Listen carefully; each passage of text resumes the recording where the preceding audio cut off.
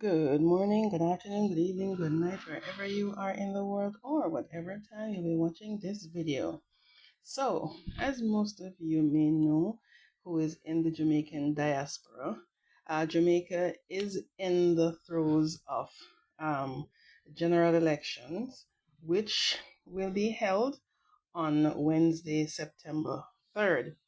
So, we have the current Prime Minister of Jamaica, Dr. Andrew Holness, who is vying to retain his seat as the leader of the party, as well as for his party to remain the party in power. And his opponent from the People's National Party is Mr. Mark Golding. Now, both parties have put out their manifestos, and I will be going through the People's National Party's manifesto for 2025.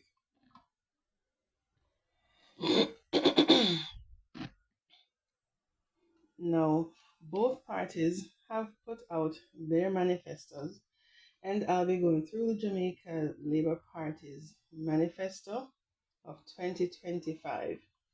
And their motto is doing more for Jamaica and I choose Jamaica. So their mission is, for citizens to choose what's best for you. So we'll be going over some of the programs on which the Jamaica Labour Party's platform is operating on. So they um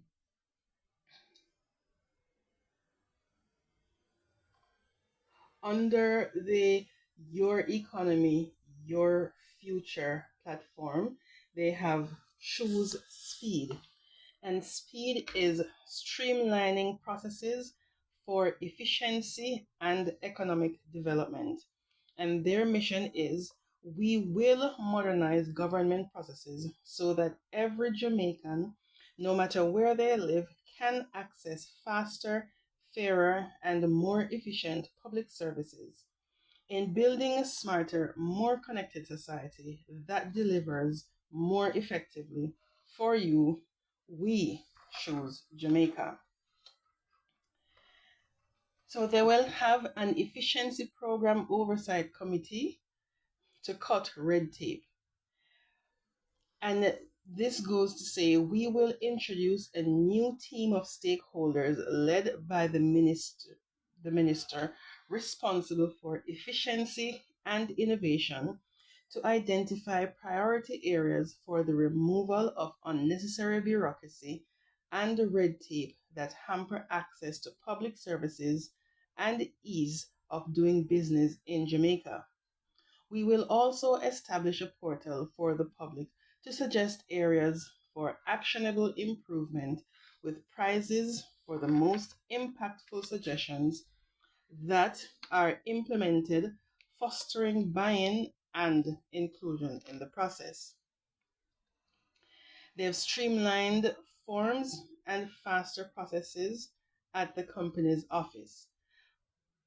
We will build on progress already made by further reviewing forms and procedures in order to simplify processes, save time, and increase productivity and improve customer service for all business clients, from sole traders and micro businesses to our largest corporations. On the digital payment system for real time banking, a seamless system of digital payments to enable every Jamaican to execute real time transfers across all banking institutions. The payment system will also be able to have real time person to person money transfers similar to what is seen in other digitally advanced countries such as India. Their one-stop online event permit process.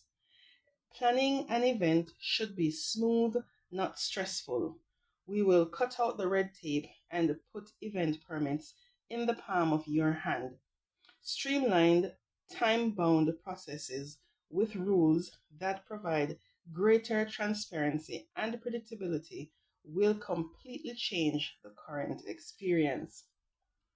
To get there, we will implement the 24/7 permit portal and app. You apply, pay, and download every permit from one login at any hour. No more visiting five offices, waiting in five lines, or taking a day off work. File at midnight if that works for you.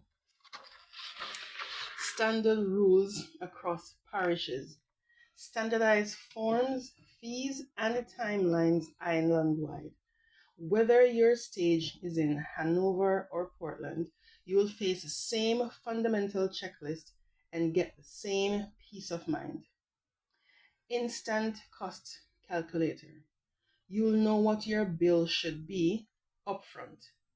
Type in your crowd size and venue and budget your gospel concert or street dance with no surprise fees at the end.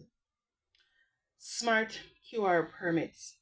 Every permit will have a QR code that law enforcement can scan at the gate, speeding up entry and avoiding confusion. Renew your license anywhere, anytime. Renewing your driver's license will be fully digital. No long lines, no wasted hours. Apply online, pay online, and choose whether to collect it at the tax office or have it delivered to your doorstep. Convenience, efficiency, and service that meets you where you are. Increased period of validity for business registration certificates. Business name registration certificate for sole traders and partnerships. Period of validity will increase from 3 years to 5 years. Increased period of validity for farm registration licenses. We will increase validity periods for farm registration licenses, commercial farm license, produce dealer licenses, aquaculture and fisheries permits, etc., to reduce red tape for farmers and fishers. One-stop portal for builders and developers. Expanding, upgrading, and modernizing the Amanda system to provide a dedicated portal for all levels of building and development approvals. It will integrate the Jamaica Developers Application Portal, NEPA, and the municipal government approval processes to cut approval times, minimize the number of copies required, and ensure more efficient time management overall. National Regulatory Reminder System. We will implement the SMS and email alert systems to remind persons and businesses before expiration of licenses and permits, allowing them to make the necessary preparations for renewal. Universal Internet access.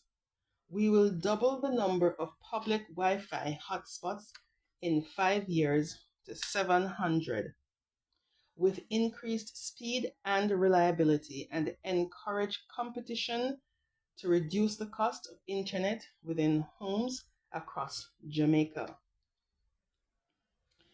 Accessing government services through digital service points.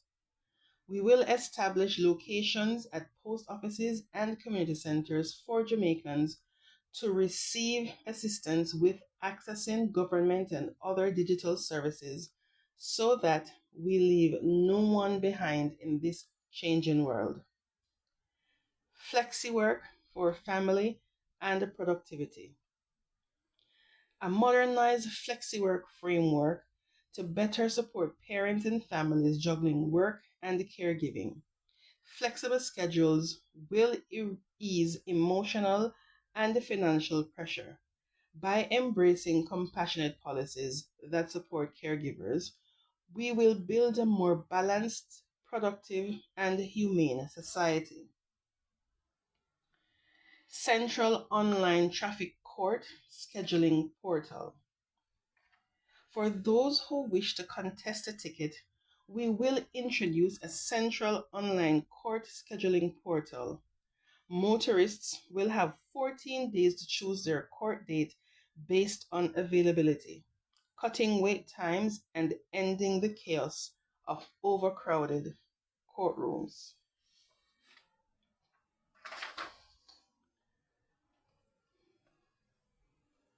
Up next, under the Your Economy, Your Future, we will look at the Choose Better Economic Management and Stronger Growth.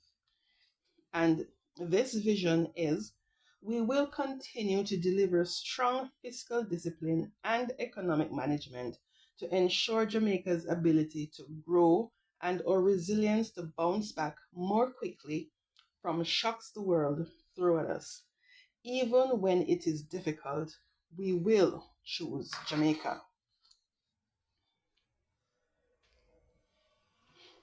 Now, one starting with the point keeping our finances strong so we can do more for you. We will maintain strict fiscal discipline to bring Jamaica's debt below 60% of GDP by 2027-2028, freeing up more resources to invest in our communities, roads, schools, and hospitals. A stronger community, well managed by your government, means a better life for every Jamaican.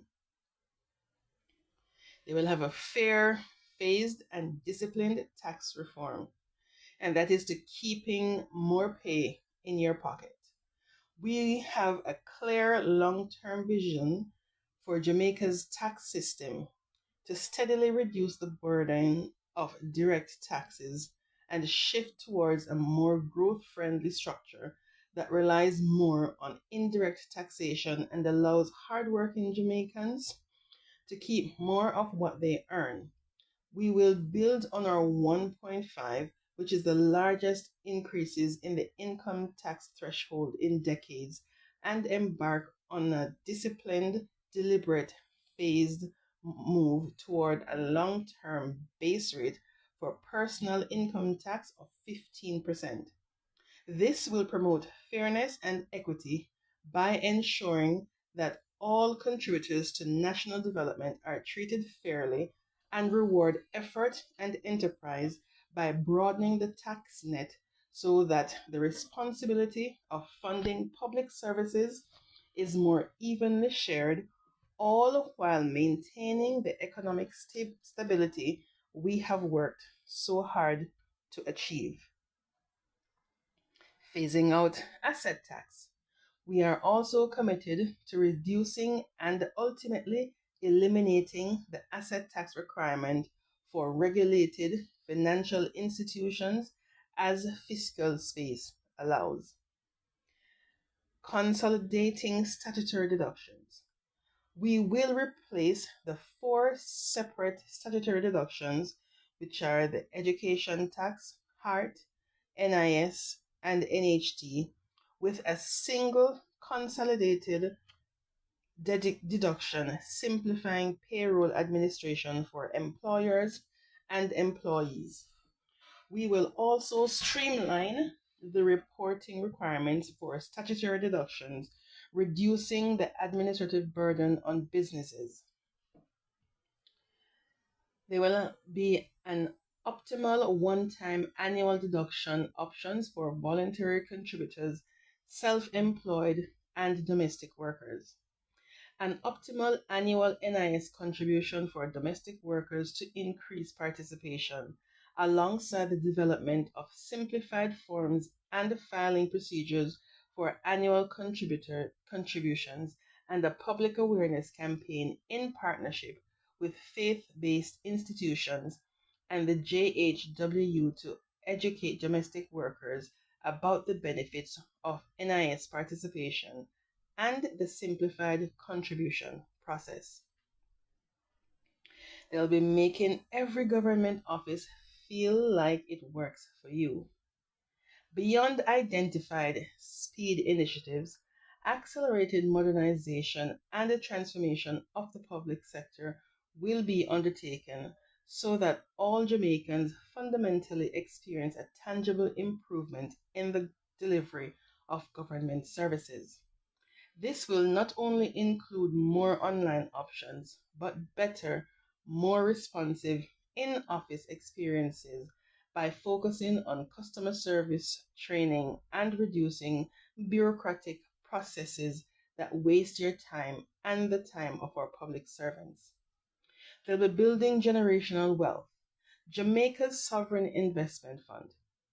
This will establish a national wealth fund based on a portion of the budgetary surplus once Jamaica's debt to GDP falls below 60%. This fund will strategically invest in global equities, infrastructure, renewable energy, and high growth industries to generate sustainable returns to serve as a stabilization mechanism during global economic downturns. Disaster Ready Jamaica, built to withstand and rebuild together. We will continue to strengthen our multi layered national natural disaster risk financing so that Jamaica can recover quickly from natural disasters, ensuring assistance to families, farmers, and the fishers, and the timely repairs to roads and other infrastructure. They will have a strengthening job security in the public sector and beyond. We will build on our historic achievement of making approximately 16,000 public sector contract workers permanent. We will continue to transition contract workers to permanent positions, ensuring stability, benefits, and long term opportunities for government employees. We will ensure that there is even more decent work in Jamaica in line with ILO principles so that as we grow our economy together, workers operate in an atmosphere of stability, fairness, and dignity. Stronger resourcing for emergency response systems and sports development. We will make more personnel available at the community level to provide stronger emergency response systems and to support local sports development to unlock more potential within our talented population. We have therefore prioritized the Jamaica Fire Brigade and the Sports Development Foundation for establishment of posts, ensuring that appropriate resources are deployed for protection and growth, respectively. A new Jamaica microstock exchange. Building on the successes of the junior stock exchange, we will foster a new level of growth and job creation through and for our entrepreneurs and micro businesses through the creation of a micro market. We have already started the work and will continue to advance the efforts of the Micro Market Steering Committee to ensure effective frameworks and the structure are developed. Fueling MSME growth and affordable credit. We will increase funding to the Development Bank of Jamaica, the DBJ, so that it can lend more to micro, small, and medium sized enterprises, driving growth, innovation, and job creation. With $2 billion already allocated this year and fees already rolled into loans to increase loan affordability, we will also further cut red tape, simplify access, and push for lower interest rates so that every small business has a real shot at success. More practical support for MSMEs growth and jobs. Recognizing that MSMEs are the engines of growth, and that entrepreneurial activity will exponentially grow personal wealth and economy, we will launch a single digital space for MSMEs that widens access to critical advice, links to government agencies and their services, as well as interactive functionality to allow for ease in access to finance, business to business matching and applications to and feedback on government services. Attracting big ideas and bold investments. We will activate the large scale projects and Pioneer Industries Tax Relief Act 2025 and roll out a full suite of incentives to attract visionary investors and large scale developments that create jobs, expand industries, and transform Jamaica's economy. The Skills Council for Manufacturing and Logistics. We will establish councils for key sectors such as manufacturing and logistics, where private sector businesses will guide the development of curricula being executed by the Ministry of Education, key tertiary institutions, and HEART NSTA. This will ensure that training being undertaken is being informed by the people and institutions seeking specific skills to grow the economy, supporting alignment between training providers, employment seekers, and employers. Making the fourth logistics node a reality.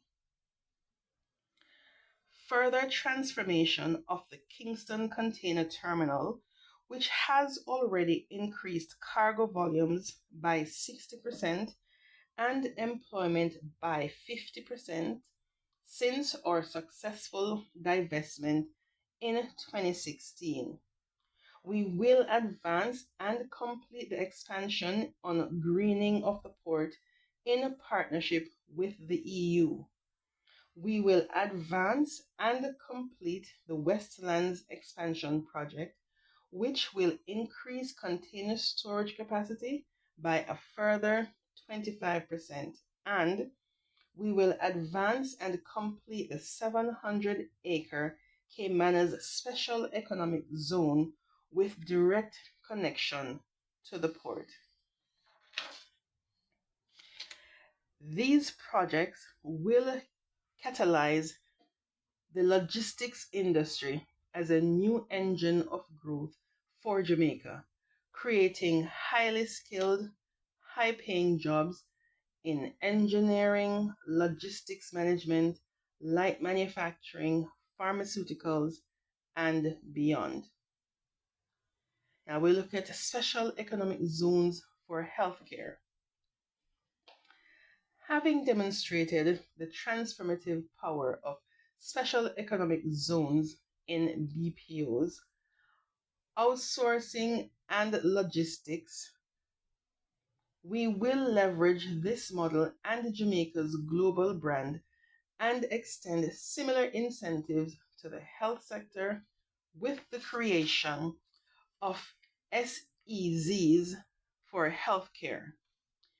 In parallel with the construction of new local hospitals already underway to improve domestic health care, these new zones will be designed to position Jamaica as the Caribbean's leading medical tourism hub, delivering high quality, cost competitive care that meets international accreditation standards.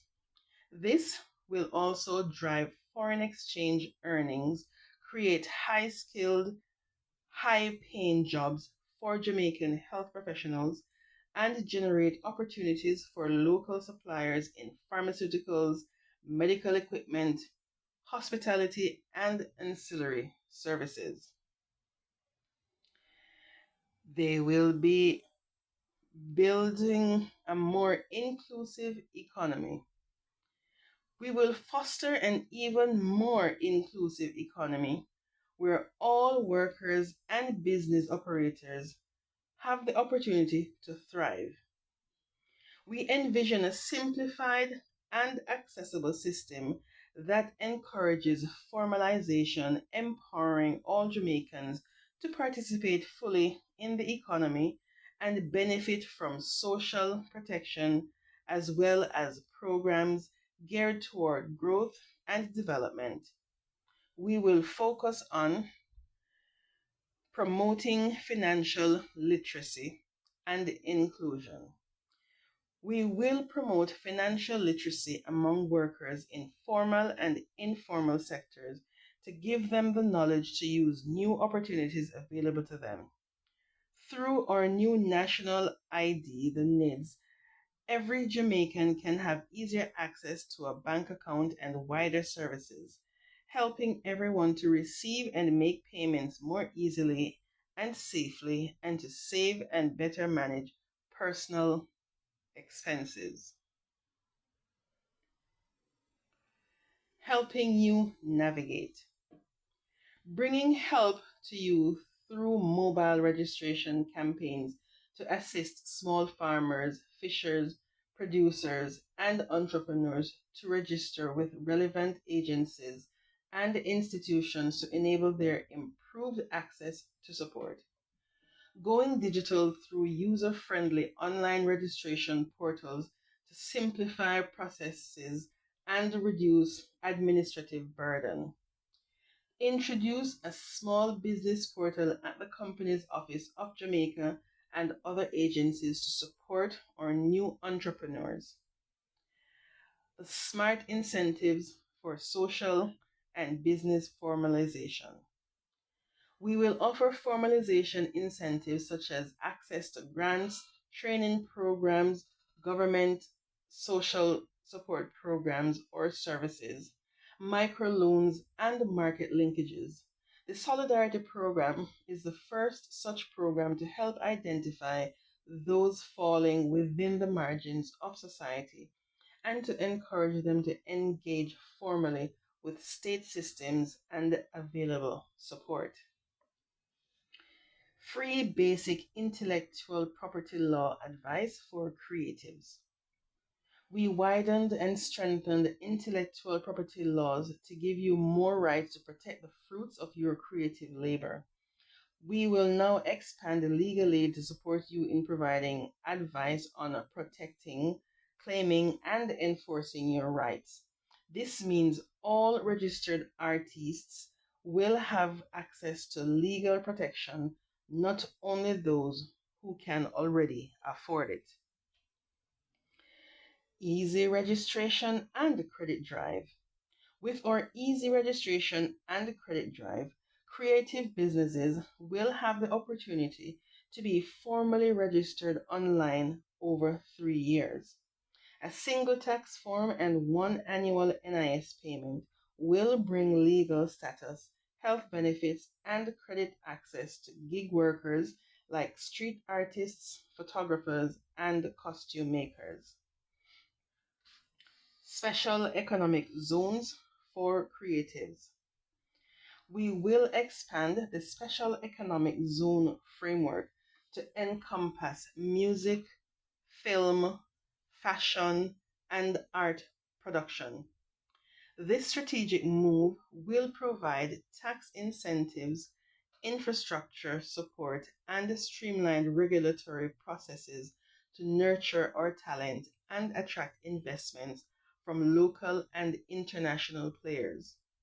The next generation of music producers, fashion designers, and audio engineers will be able to import their equipment with lower duties, and artisans will receive support to export their creations to the world.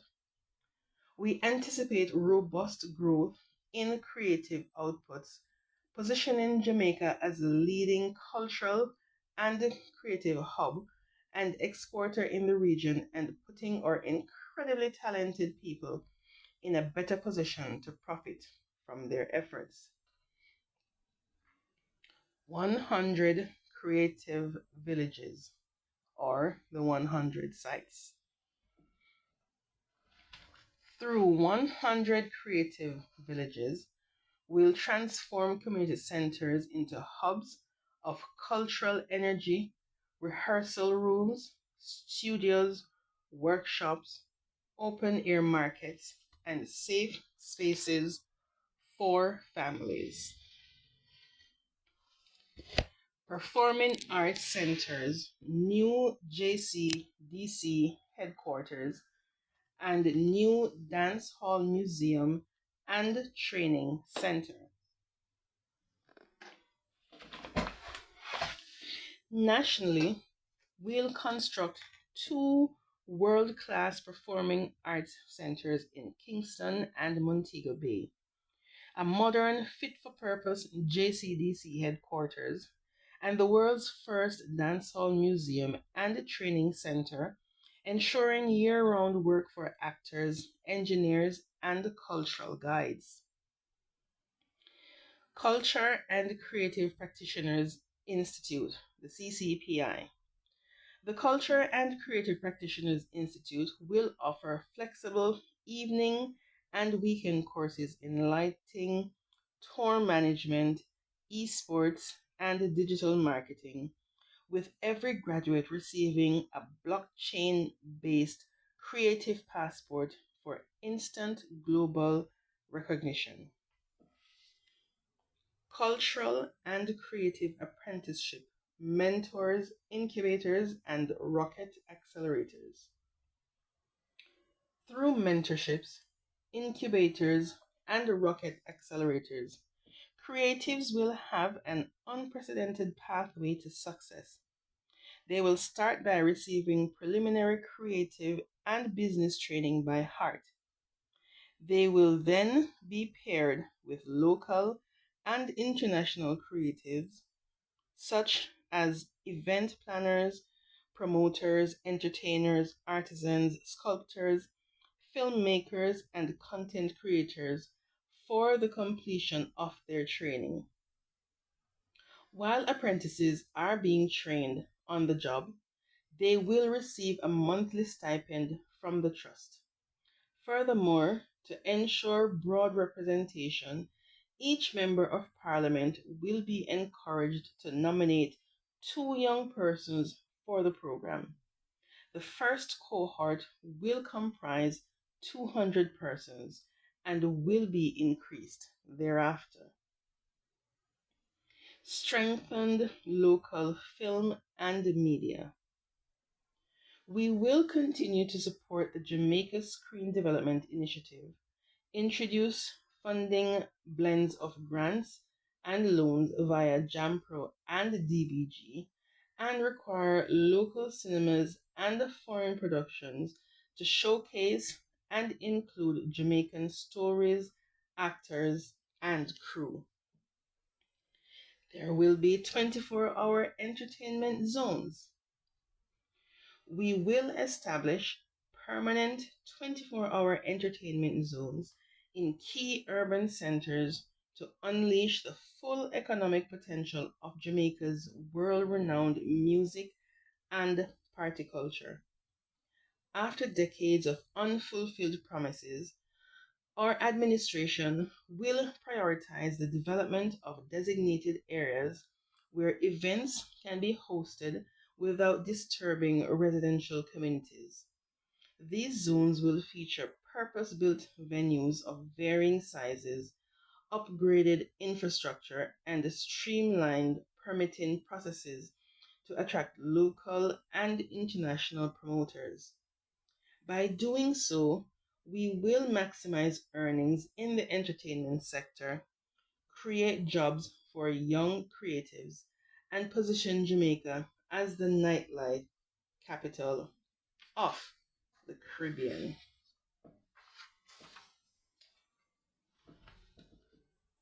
We now move on to choose more inclusive and sustainable development of tourism. And the vision is we know that the true magic of our tourism product lies not only in our beaches, culture, and cuisine, but our people. We will grow tourism in a way that protects our environment, strengthens our communities, ensure fair treatment, and facilitates opportunities for our workers and communities. In choosing inclusive, sustainable tourism, we choose Jamaica.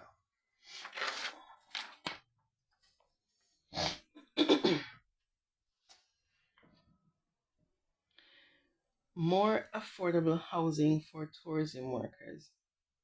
Having already started implementation of hotel provided housing for non management workers, we will go further to negotiate, secure, and incentivize resort developers to include on site or nearby staff accommodations.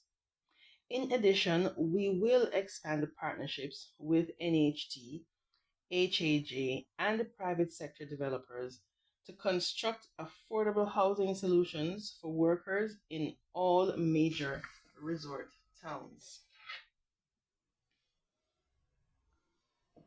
Real fair rewards for great service. We will introduce legislation to mandate that at least 80% of all amounts collected from customers by hotels, restaurants, bars, and other similar establishments as service charges, gratuities, or similar fees must be paid over to employees no later than 3 months after collection. There will be no tax on tips and gratuities. In keeping with our late 2024 announcements, tips and gratuities paid to employees of hotels, restaurants, bars, and similar establishments will be exempt from income tax for employees earning up to 3 million Jamaican dollars per annum. This will ensure that the people on the front lines of our hospitality industry, the hearts and smiles of tourism, see a real and a direct benefit from delivering outstanding service.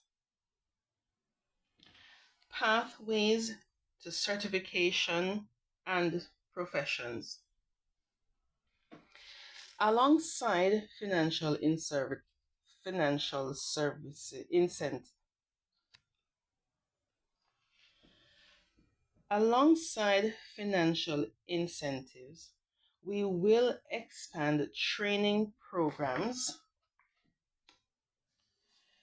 in customer service excellence, gastronomy, entertainment, event management, cultural tourism, and other specialized areas across the full spectrum of the tourism industry. In partnership with HEART, NSTA, the Jamaica Center for Tourism Innovation, the Gastronomy Academy, and the Entertainment Academy, we will ensure that workers are formally trained, certified, and classified according to recognized industry standards.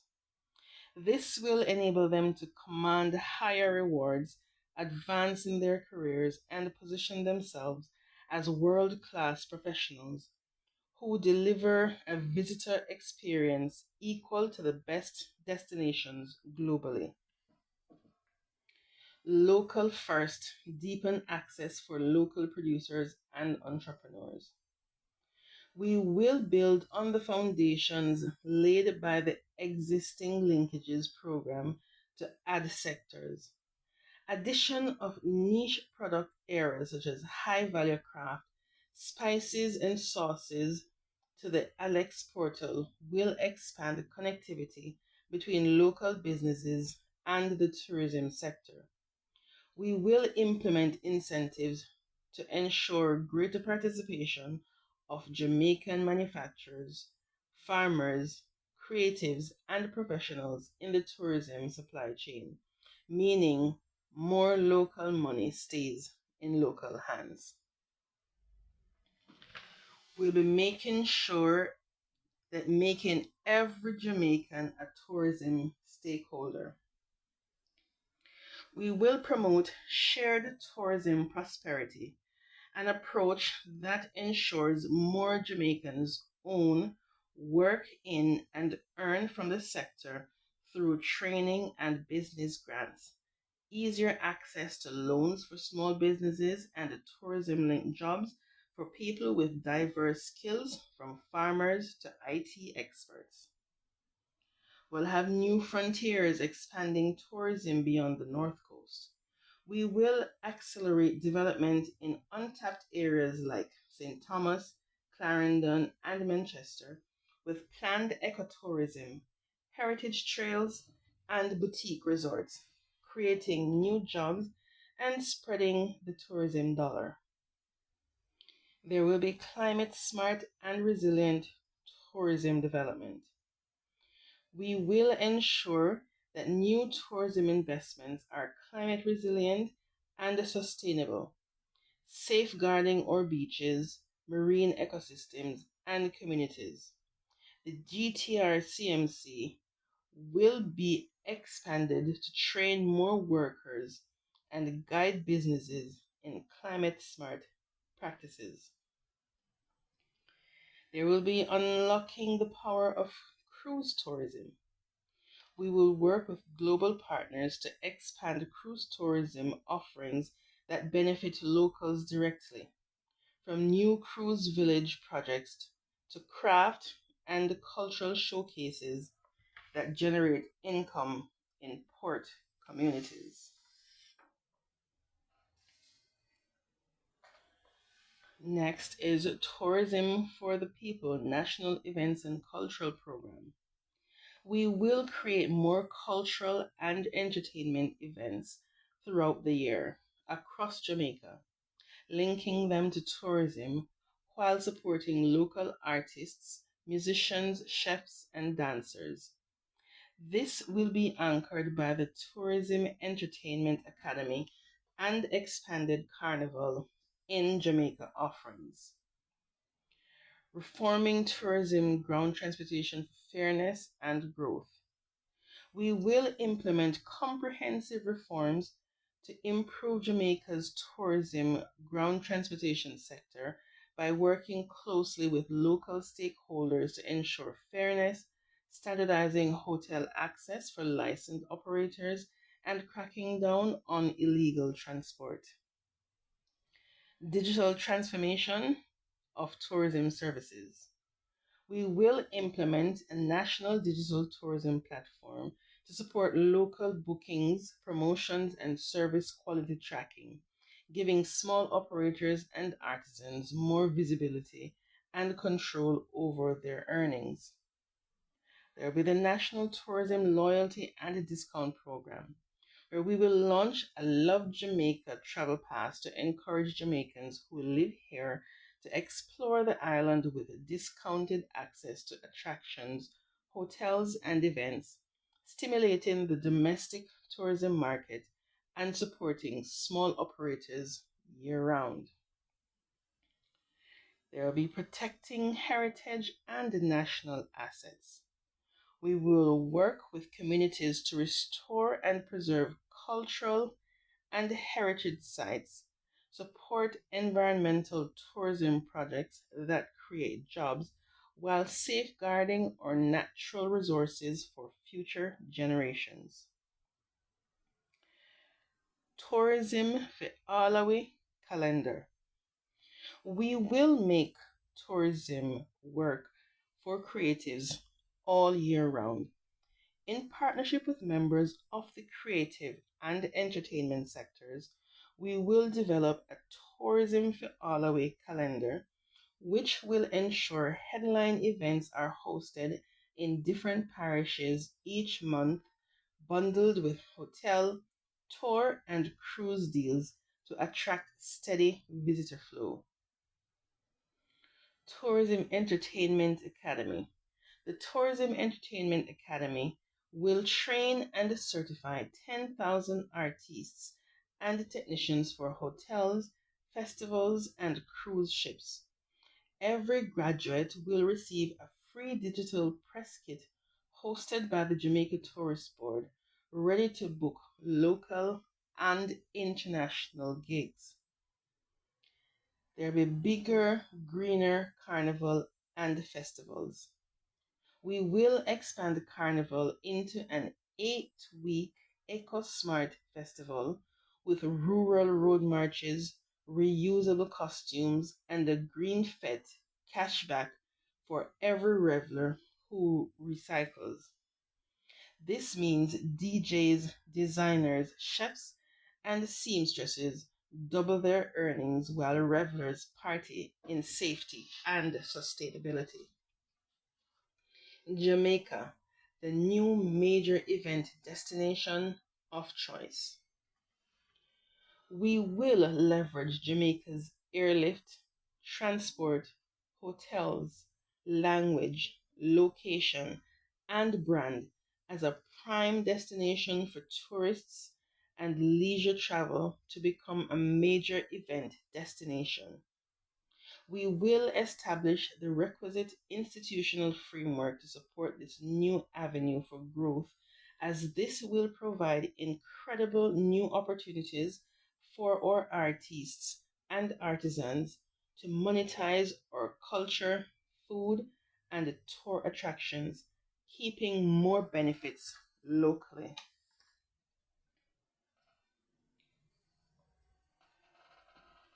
We will now look at choose greater support for agriculture and the fisheries.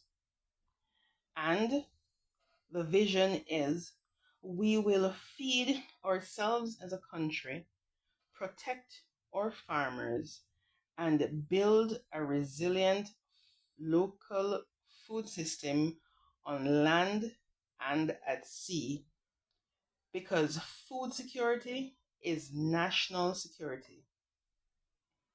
In growing what we eat, we choose Jamaica.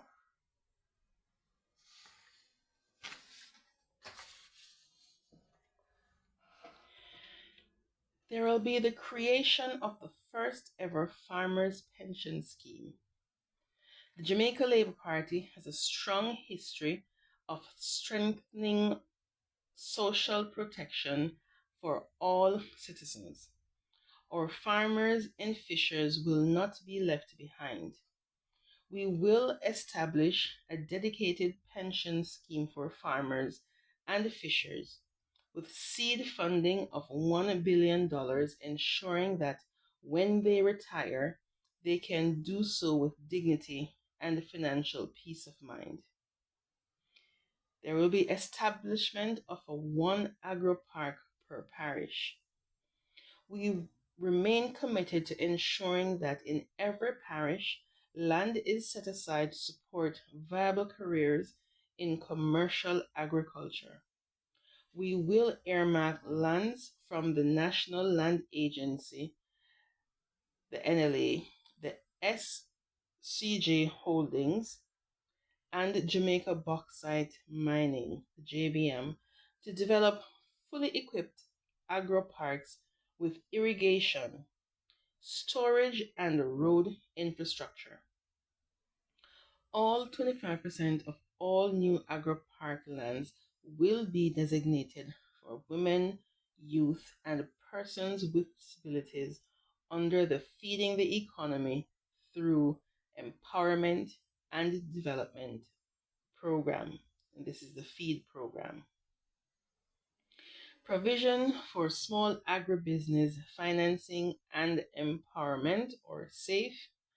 In this next phase of governance, we will provide $2 billion in capital to financial institutions, including the Exim Bank, to offer concessionary loans to the agriculture sector. This facility will allow farmers and agribusinesses to access financing with preferential interest rates, moratoriums, and extended repayment terms that recognize the business particularities of agriculture. There will be the establishment of a protected agriculture innovation facility through the DBJ.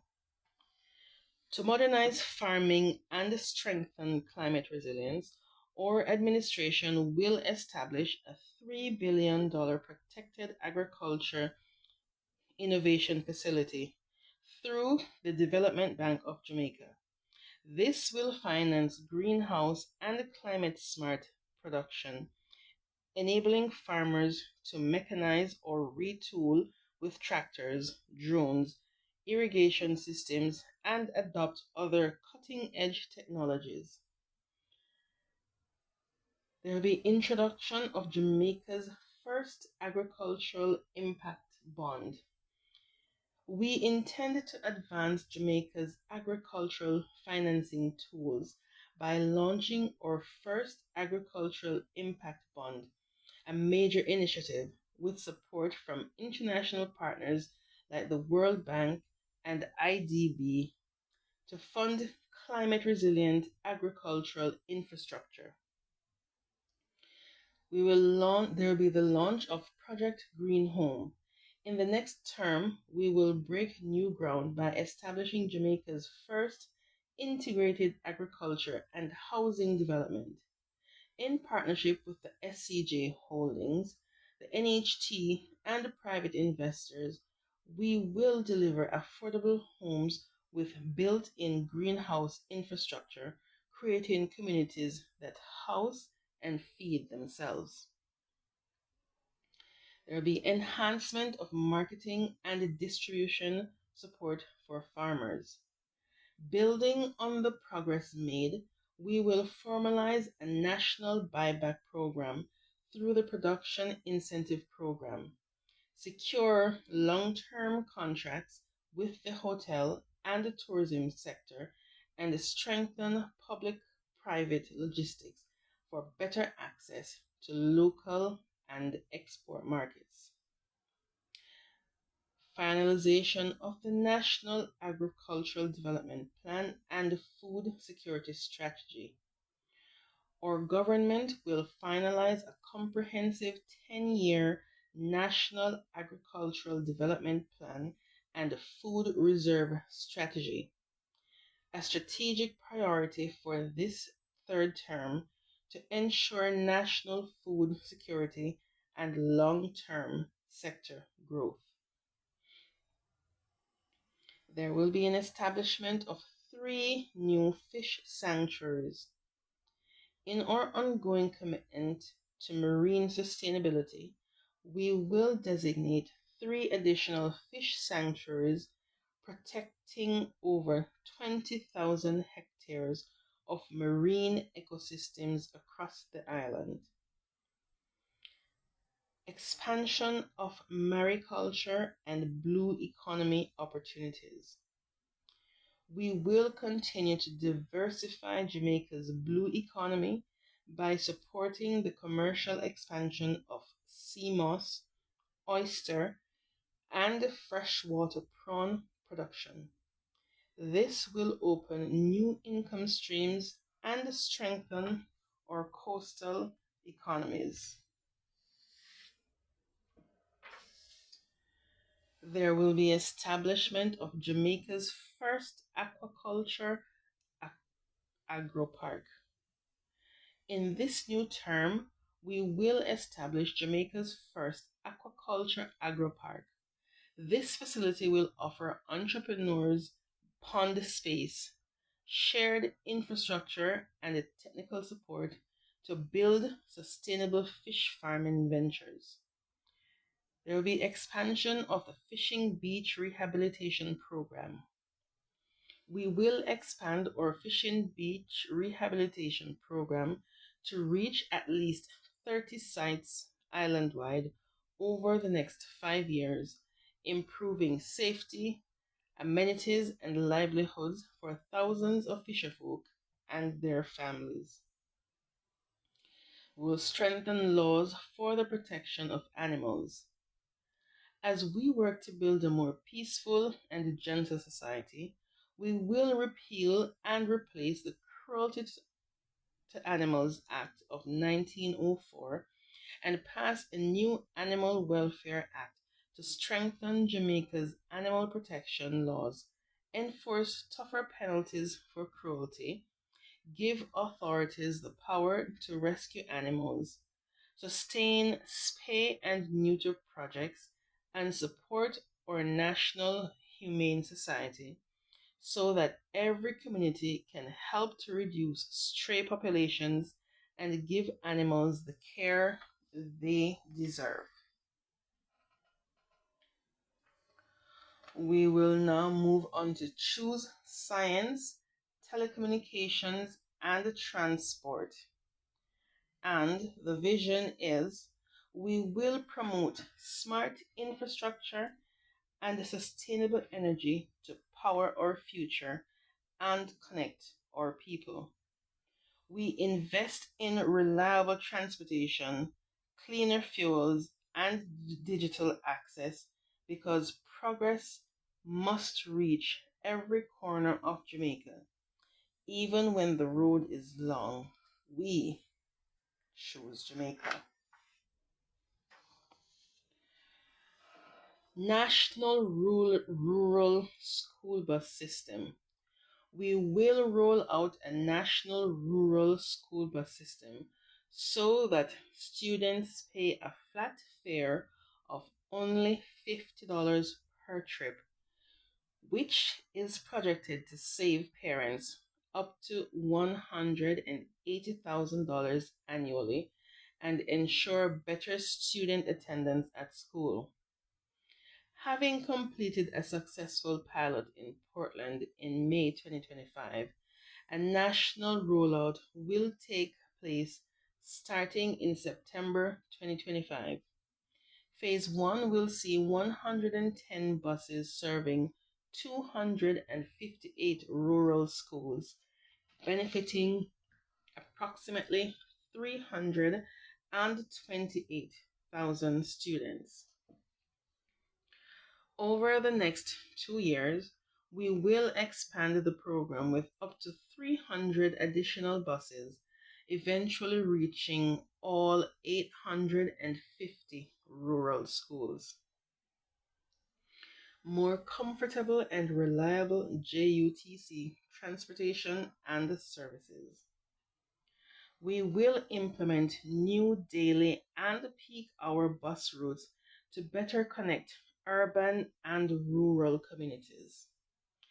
These routes will serve Morant Bay, Yallas, Maypen, Chapelton, Old Harbor, Spanish Town, Negril, Montego Bay, Linstead, Bog Walk, Castleton Gardens, Nago Head, and Green Pond, making transportation more affordable, reliable, and accessible for workers, students, and families across Jamaica. There will be modernization and fleet expansion. Having added 270 JUTC buses and repaired 115 in the last 2 years, we will be adding 100 more new buses and refurbishing 46 more of our existing units to increase reliability and commuter comfort.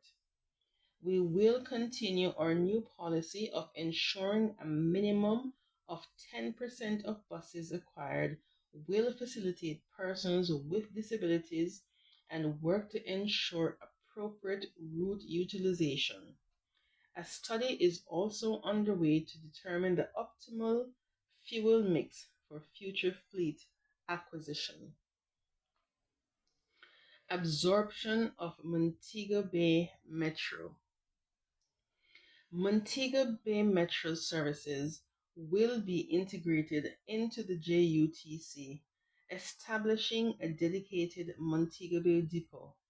This will enhance fleet management, scheduling, and operations with 10 additional buses designated to serve Western parishes. A city shuttle service will also link key hubs including Sangster International Airport, Cornwall Regional Hospital, and Fairview. Premium express service expansion.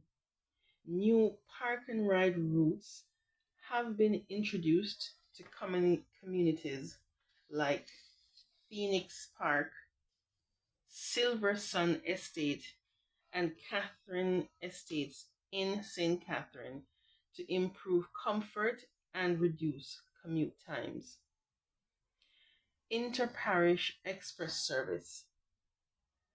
Planned express services will connect Kingston with Ocherius, Montego Bay, and Mandeville, alongside a regular Port Antonio to Morant Bay route.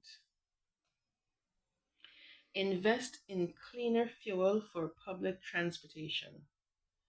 Increasing the number of buses powered by compressed natural gas or CNG and electricity.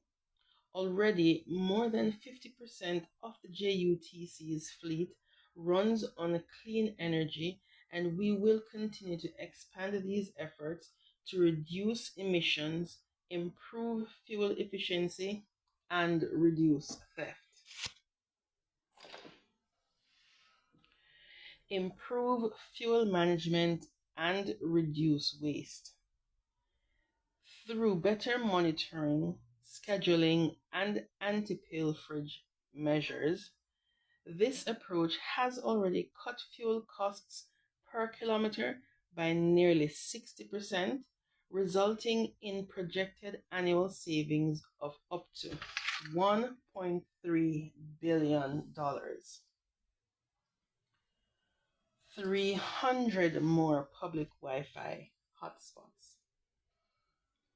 We have rolled out more than 300 public Wi-Fi hotspots across the island, impacting more than 250,000 Jamaicans.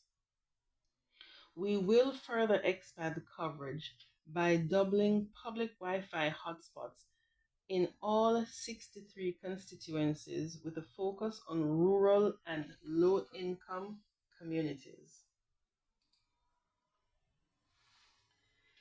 Expanding National Broadband Initiative.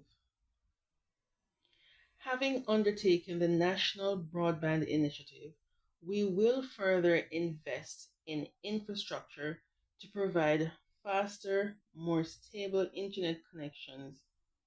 Elements of our plan include further expansion of the broadband network initiative to connect all police stations, courthouses, post offices, libraries, and other government offices. Invest in fiber to the home infrastructure to provide faster, more stable internet connections, and expand 5G availability island-wide and incentivize investment in telecoms network expansion.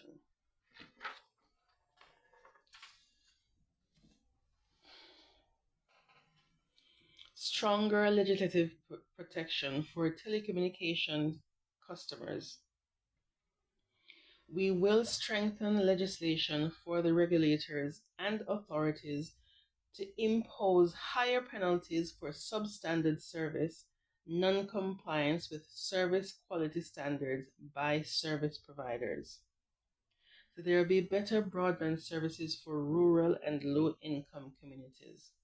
We will expand the national broadband network to underserved rural areas and low-income communities.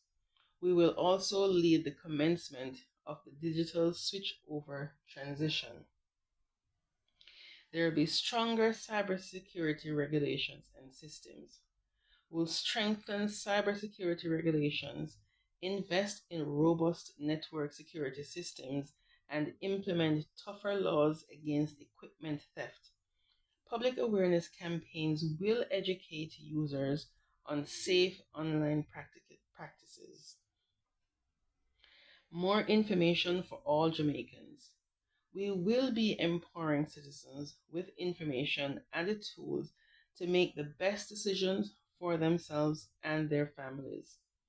We'll strengthen the access to information framework, rollout of a robust, responsive fact checking platform, and digital media literacy campaign, wider distribution of public information using more creative means, expanded educational broadcasting, 24/7 learning content via TV, radio, and digital platforms aligned to the national curriculum, public education and empowerment.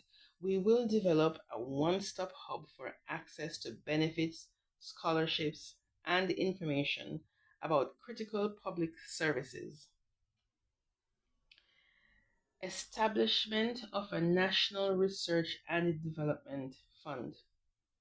The National Research and Development Fund will drive innovation, economic diversification, and technological advancement by providing targeted funding for research, commercialization, and industry economic collaboration. This fund will support universities, startups, and private sector entities engaged in high impact research in fields such as digital transformation and advanced manufacturing.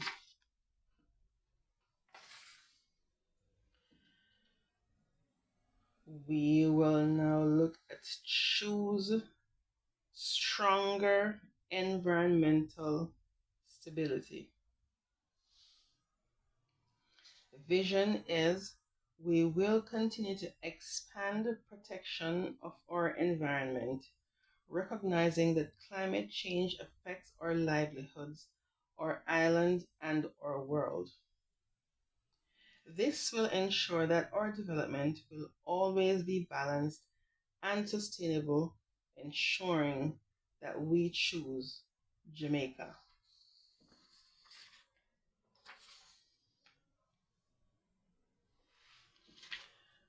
We'll be looking at modernizing environmental laws for sustainability. We will pass key environmental policies and overhaul outdated legislation, including the Forest Act and the Wildlife Protection Act, while introducing new regulations on air quality, wastewater, and environmental impact assessments to support Jamaica's green development goals. We'll be launching the JA Sustain 20-point plan for a greener future. We will complete and launch a comprehensive roadmap which will guide Jamaica's journey toward environmental protection, climate resilience, and sustainable prosperity. We will have cleaner air through renewable energy and emission controls. We will improve air quality by accelerating renewable energy adoption, introducing vehicle emissions testing, increasing the electrification and greening of the national fleet, and enforcing port-wide pollution controls.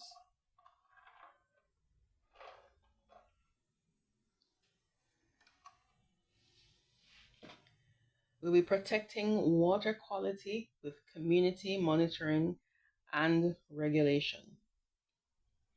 We will update regulations and through community engagement will drive better water quality monitoring and enforcement across Jamaica. We'll plant 3 million more trees and expand protected areas. We commit to protecting 30% of Jamaica's land 5 years ahead of our national and global targets, planting 3 million more trees, and implementing a national land restoration plan. We'll be cutting pollution and scaling up recycling. Jamaica will raise its plastics recycling rate to 70% within 5 years, ban more unrecyclable plastics, expand waste collection, and promote e waste solutions. We'll be positioning Jamaica as a global leader in environmental advocacy. We will continue to play a leading role in negotiations of major sustainability treaties and to ratify them where appropriate. We will host global environmental summits and create a national sustainability advisory council to include more stakeholders in policy consultations and to elevate Jamaica's voice. We'll be restoring wetlands, reefs, and mangroves. We will rehabilitate vital ecosystems with strategic projects in Negril, Hellshire, Clarendon, and Mason River to protect communities and enhance biodiversity. Fixing sewage infrastructure for environmental protection. We will expand, upgrade, or relocate key sewage plants in Negril, downtown Kingston, and Soapberry as required to reduce population and safeguard public health. Scaling up climate and resilience finance. We will mobilize local and global investment through the Blue Green Facility and the National Climate Finance Platform to fund renewable energy and resilient infrastructure. Delivering on Jamaica's UN climate commitments. We will complete our updated climate targets, long term emission strategy, and national adaptation plan while introducing climate change legislation. Adapting to climate change for survival.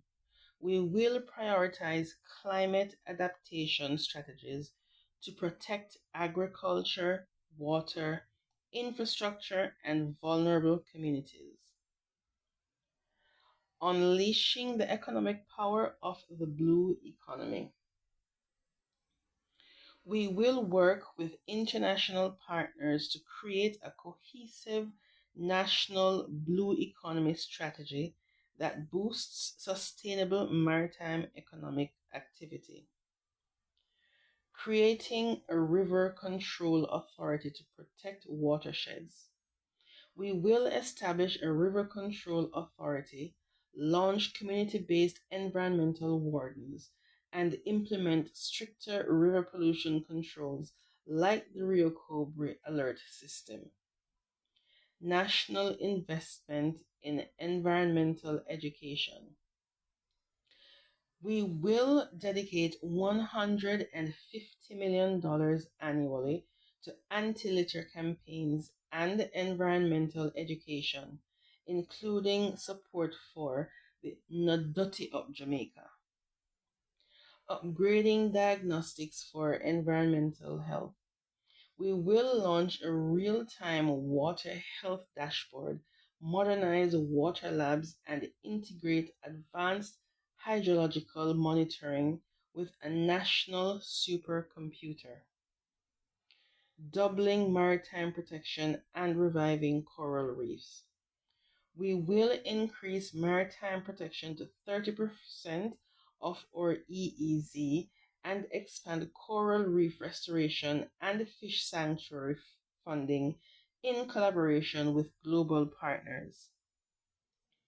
Ratifying key global environmental treaties. We will ratify and implement the SPA Protocol, the BBNJ Treaty, and the ECAZU Agreement after modernizing our Access to Information Act and other requisite domestic legislation. Strengthening environmental law enforcement. We will increase staff, revive the environmental warden program, and equip agencies like NEPA with stronger legal authority and tools.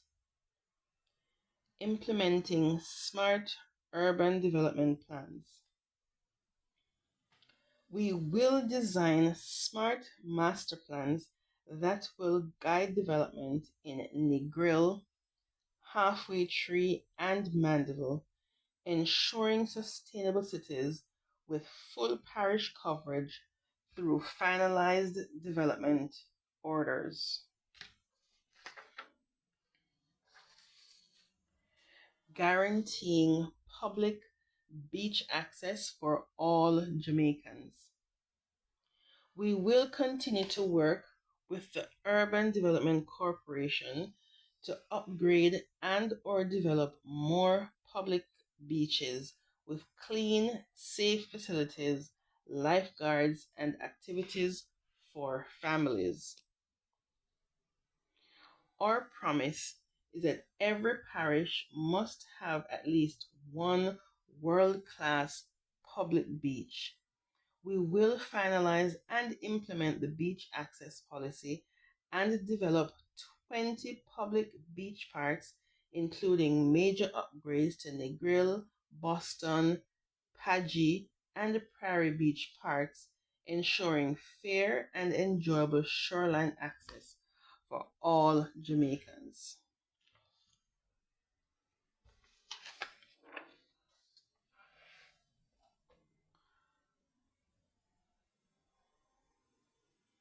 We will now look at your infrastructure, your foundation. And the first title under this is Choose Water for All, Clean, Reliable, Equitable. The vision is we will invest in sustainable, equitable access to water because every Jamaican deserves clean and reliable water at home, in school, on the farm, and in business. In doing so, we choose Jamaica.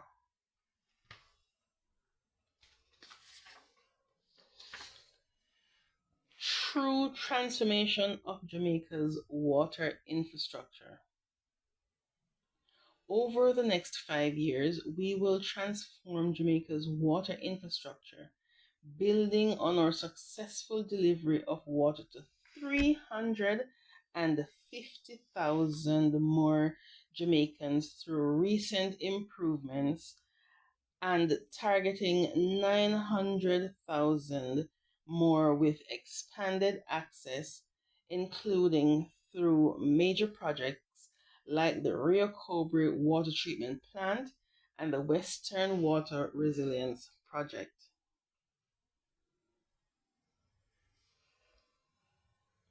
Expanding the Mona Reservoir and constructing a new dam. We will expand Mona Reservoir by 50% and double capacity at the Hermitage Dam. We will also construct a new dam in Rock River, Clarendon, to serve more than 10,000 households. Additional household and community storage. An additional 100,000 household water tanks and 100 community tanks will be installed across the island, adding 50 million gallons of storage capacity to build greater resilience to periods of reduced rainfall. Expanding water production and treatment at Martha Brae, Great River, and Rio Bueno. Water production capacity will grow by 30 million gallons per day. This includes completing the Rio Cobre plant, 15 million gallons daily, expanding treatment at White River, Martha Brae, and Great River, and constructing new plants at Roaring River in Westmoreland and Rio Bueno in St. Anne. Smarter, more efficient distribution and major pipeline development. We will further reduce water loss from the leaks and theft from 65% to 35%. We will also replace major pipelines, including Yalas and the Falmouth Negril corridor, and complete the Greater Mandeville water distribution system that will send most of our precious resources to your homes and businesses, increasing your reliability of supply, cutting energy costs and boosting resilience. National Water Commission's energy costs will be slashed by 30% through the installation of 45 megawatt floating solar panels at Mona Reservoir, LNG powered pumping stations, solar systems for areas with unstable power, and the acquisition of 100 Jamaica and the acquisition of 100 generators for rural backup supply, bringing water to more rural communities. We will continue to improve the lives of Jamaicans living in underserved rural communities by undertaking a major water distribution project to bring water to 38,000 Jamaicans across 6 of the most poorly served rural communities, including the Agwater Vale, Jordan Run, Mason Hall in St. Mary, Albert Town, Ulster Spring in Trelawney, Union, Balaclava in St. Elizabeth, Port Morant, Airy Castle in St. Thomas, and Green Park, Bamboo in St. Anne. No one will be left behind. New investments in hydro storage. We will mobilize funding through global partnerships to strengthen Jamaica's water future, including through a new hydro storage plant for central Jamaica and a modernized water system for St. Thomas and eastern St. Andrew. Better sanitation for better health. We will double the capacity of the Soapberry wastewater plant and upgrade it to tertiary treatment standards. The sewage systems in Negril and Bogue will be relocated for environmental protection. Sewer networks will be expanded in developing communities, and we will modernize Kingston's aging sewage infrastructure in partnership with global agencies. New social water policy, ensuring equity and affordability. We will develop and implement a new social water policy to ensure that water remains legally accessible to low income households, returning dignity and water to households while ensuring viability of maintenance of water systems. Prepaid connections will be established based on assessment of current community consumption levels.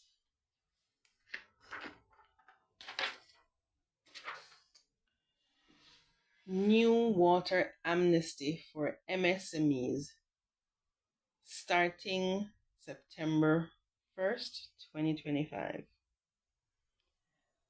We will also expand the NWC amnesty program to micro, small, and medium enterprises, cutting outstanding bills in half and offering free reconnections.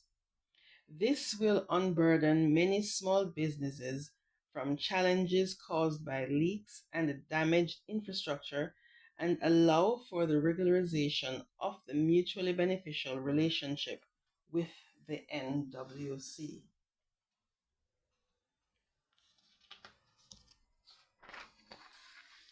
We will now look at choose cleaner, cheaper electricity.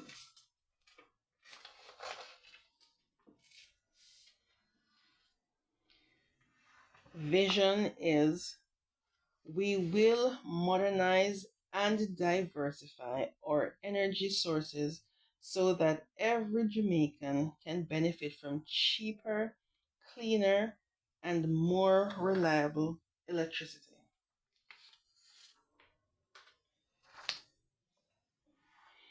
Renegotiation of the JPS license for cheaper electricity.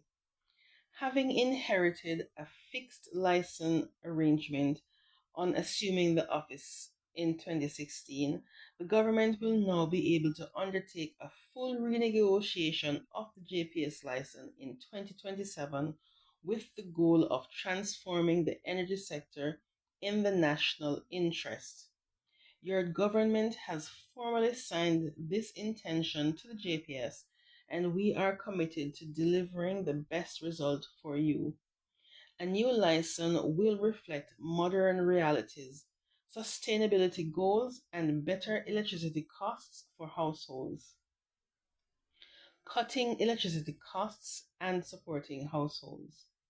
We will continue to support the latest cost saving initiatives such as reduced GCT on electricity to 7% from 15% and the replacement of the GCT free threshold of 150 kilowatt per hour with a 10% rebate for households using up to 250 kilowatt per hour per month.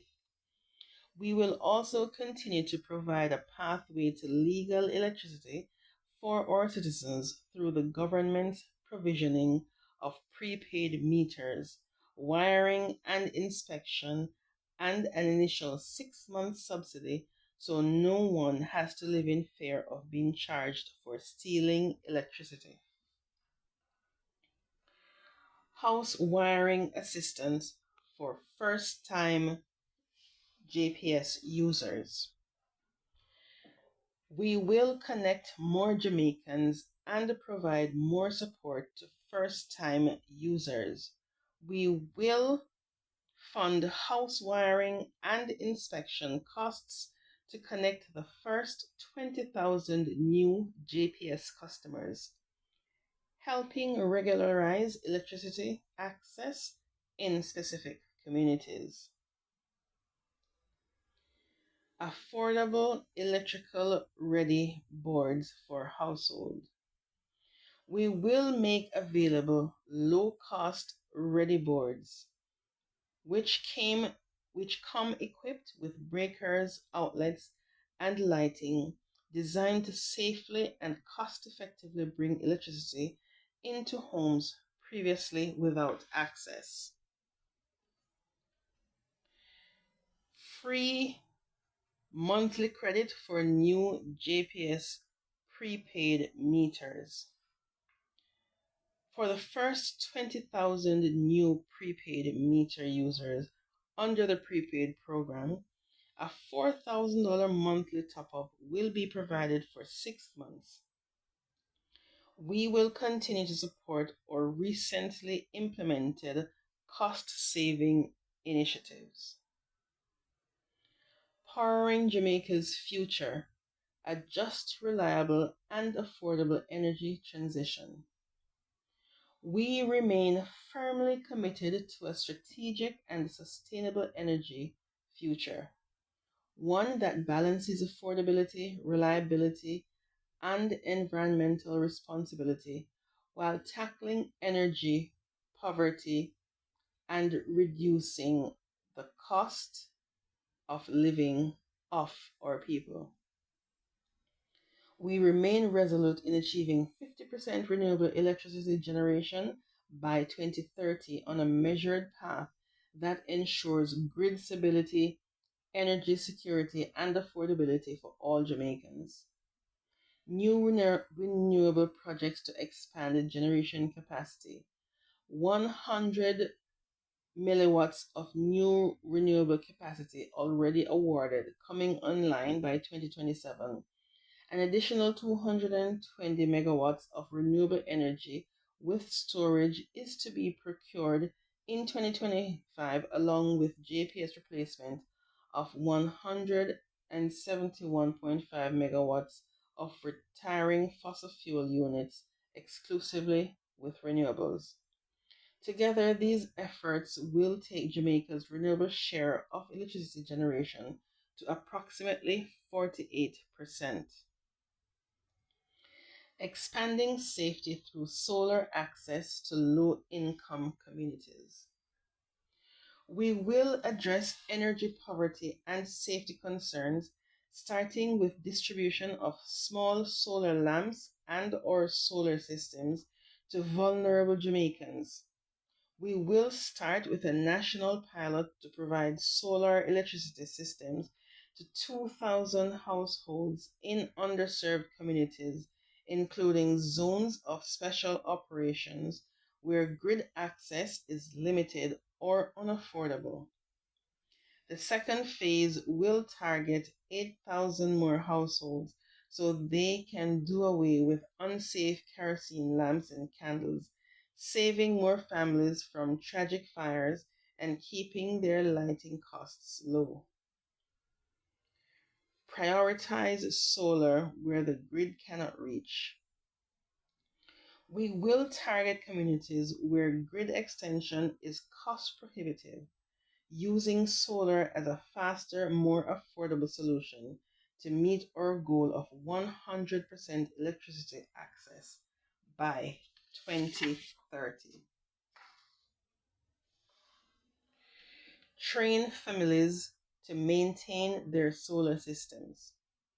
We will train 1,000 beneficiaries in basic maintenance and monitoring of household solar systems, ensuring long-term functionality and community-based knowledge sharing. Create jobs through local solar deployment. We will contract local technicians and solar installers to carry out this pilot, supporting Jamaican jobs and building a sustainable green energy workforce. Cheaper public transportation. We will increase the number of buses powered by compressed natural gas or CNG and electricity. Already, more than 50% of the JUTC's fleet runs on clean energy, and we will continue to expand these efforts to reduce emissions and improve fuel efficiency. Accelerating Jamaica's transition to 50% renewable energy by 2030. We will double down on our renewable energy transition to ensure a just, inclusive, and green future. We will drive down costs while safeguarding the environment and reducing dependence on imported fuels. This commitment forms part of a broader strategy to modernize Jamaica's energy infrastructure and meet global climate goals. Interministerial collaboration and partnerships with the private sector and communities will secure buy-in and win-win solutions.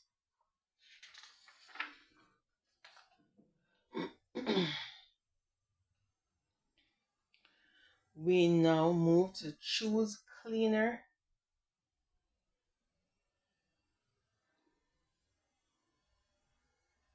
We now move to choose more affordable housing, better planning, and stronger land security. And the vision is we will reimagine housing and urban spaces to ensure that every Jamaican, regardless of income, has access to safe, affordable, and well planned communities. With modern infrastructure, green spaces, and resilient designs, we will build not just houses but futures. In planning better cities and stronger communities, we choose Jamaica.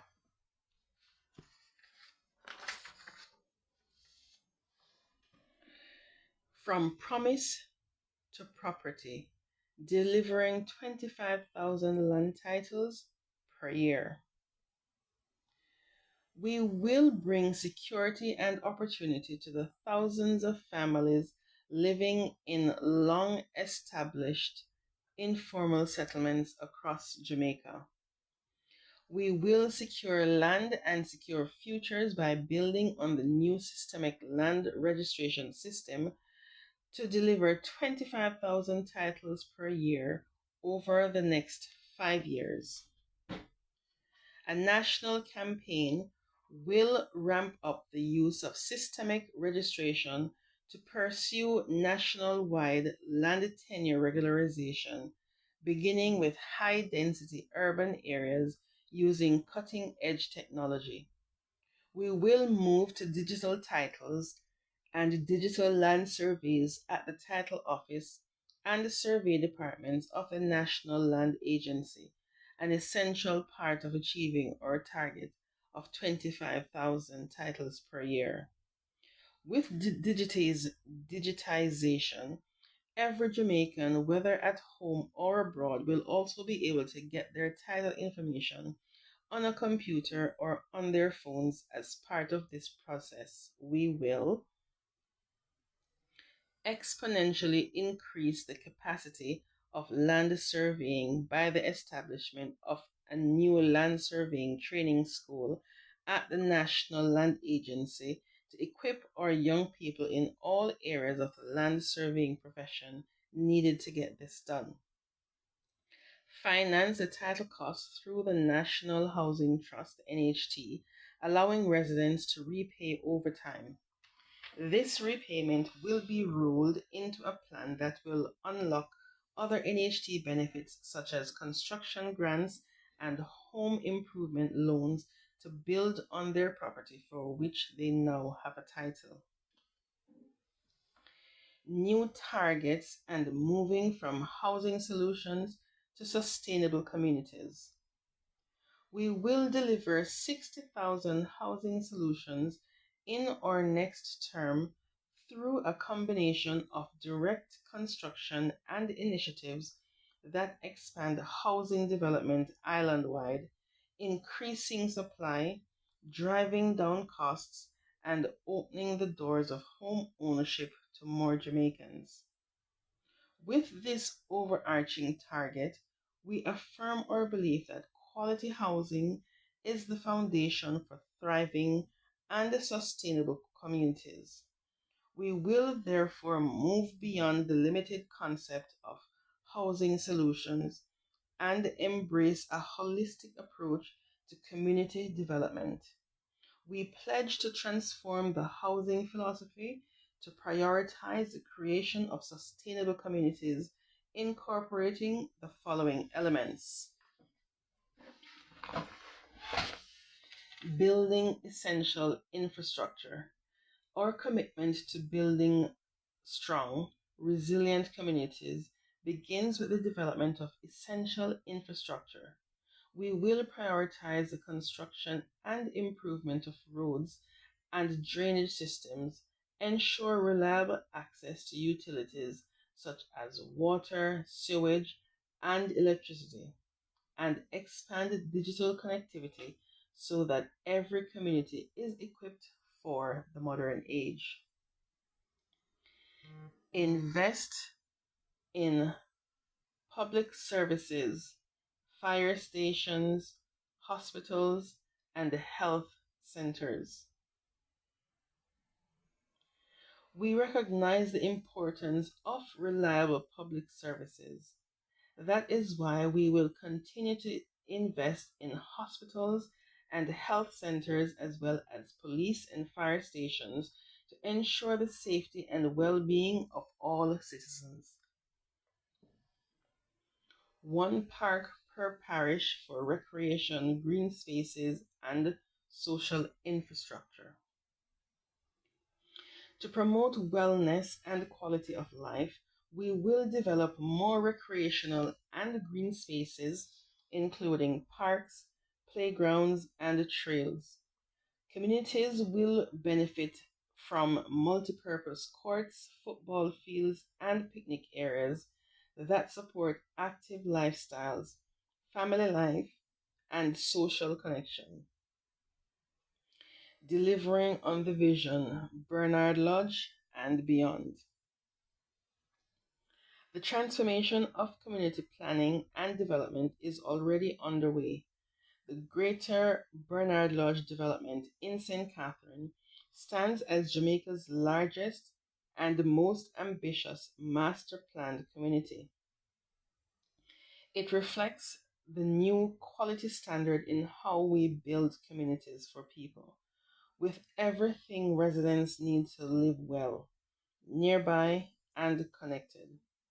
This landmark project is set to deliver over 15,000 housing solutions alongside carefully planned infrastructure, including schools, healthcare facilities, commercial and business centers, green spaces, and recreational spaces.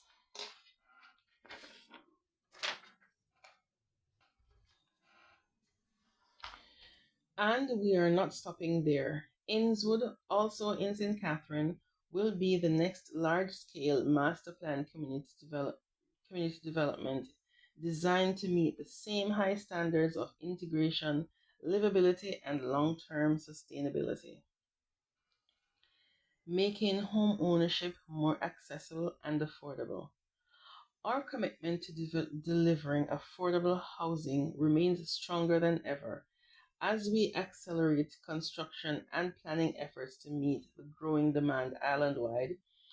12 housing projects are already under construction in our contract stage, comprising 11,322 housing units, and the NHT will start construction on a further 19,575 housing units across all parishes over the next 2 years. We are increasing financing for developers under the Guaranteed Purchase and Developer programs to enable them to bring more housing solutions to market. In addition to the current 5% mobilization payment, NHT will offer milestone based payments of up to 15 to 20% as key infrastructure milestones are achieved. We have also launched the Small Developer Partnership Program to help private landowners with small parcels develop housing. NHT provides planning, designs, financing, and technical support to turn private land into affordable housing solutions. New 1 in 5 and 2 in 10 NHT benefit for teachers, nurses, and the security forces. Public sector workers already receive a reduction on their NHT loan rate. In addition, we will now give nurses, teachers, and members of the security forces the recognition their nation building service deserves by an additional 1% reduction in their NHT loan interest rate after completing 5 full years of service, and an additional 2% reduction in their NHT loan interest rate after 10 full years of service. NHT mortgage loan limits increased. Effective July 1, 2025, we raised the NHT mortgage loan limits to make higher quality housing solutions more affordable as follows. Single applicant from $7.5 million to $9 million, and if the home you are purchasing costs $14 million or less, the loan limit is $12 million. Two co-applicants from 15 million to 17 million, and three co-applicants from 21 million to 23 million. NHT reduced deposit requirements. Effective July 1, 2025, we reduced the required deposit on open market purchases from 5% to 2% for contributors who earn less than $30,000 weekly, if the housing solution being acquired is priced at or below 14 million. NHT construction loan limits increased. We have also increased construction loan limits to 11 million for individuals and 17 million for two applicants and $23 million for three applicants to help more Jamaicans build on their own land. NHT home improvement loan waiting time reduced and limit increased. We have reduced the waiting period for home improvement loans from 10 years to 7 years and increased limits from 3.5 million to 5 million, making it easier and more affordable to renovate, expand, or repair existing homes. NHT service charges reduced or eliminated. We have eliminated service charges for NHT loans for applicants with weekly incomes under $30,000 and reduced them to 2% for applicants with weekly incomes between $30,001 to $42,000. Expanded Home Grant Program eligibility. We have expanded the Home Grant Program by raising the qualifying income ceiling from $18,000 to $30,000 per week and increased the grant value up to $3.5 million for eligible low-income contributors. The grant may be combined with an NHT loan to purchase land or residential property or to build. The NHT also offers grants to help pensioners and low-income families complete unfinished starter units. New urban renewal and planning for cities and towns. We will replace the 1995 Urban Renewal Tax Relief Act with a brand new legislative framework designed to stimulate modern urban development. We will expand the list of urban renewal zones eligible for tax relief beyond downtown Kingston to include Vineyard Town, Olympic Gardens, Spanish Town, Caymanas, Morant Bay, Port Antonio, Montego Bay, Lucy, Negril, and more.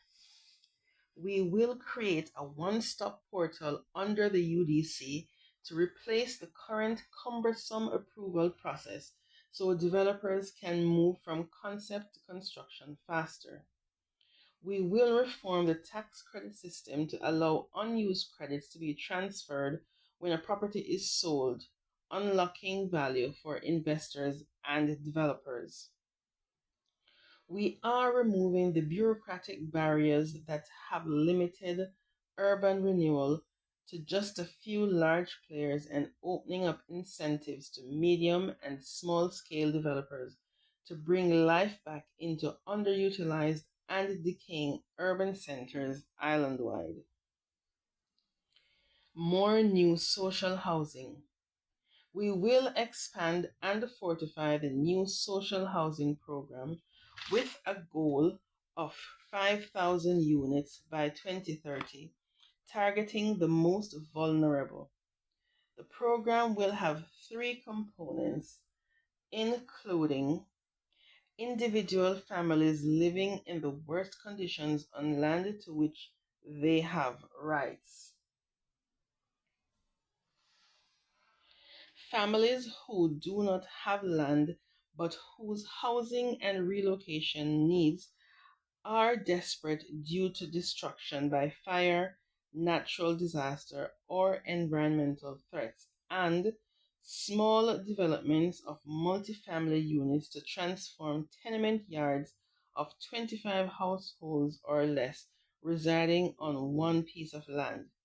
This will be completed by the Small Urban Development Developers Program announced by the Prime Minister earlier this year, which will help to infill and transform spaces of urban blight already close to centers of economic activity.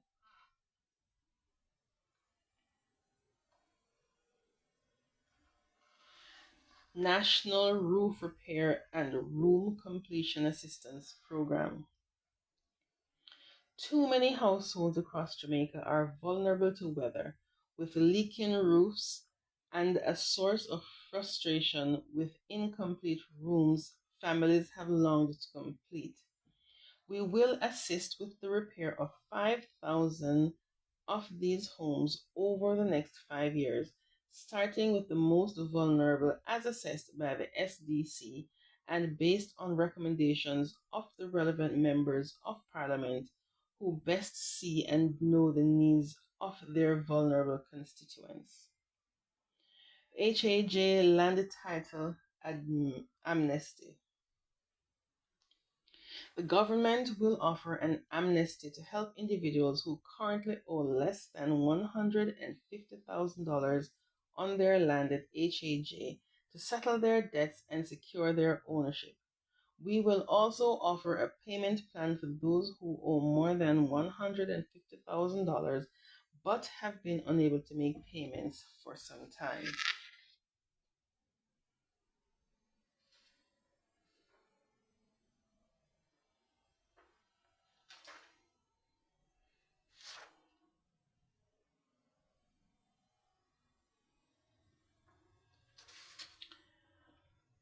We will now look at choose better roads and bridges. Our vision: we will invest in modern roads, cut commute times, boost safety, and open pathways for growth across every community for a better Jamaica.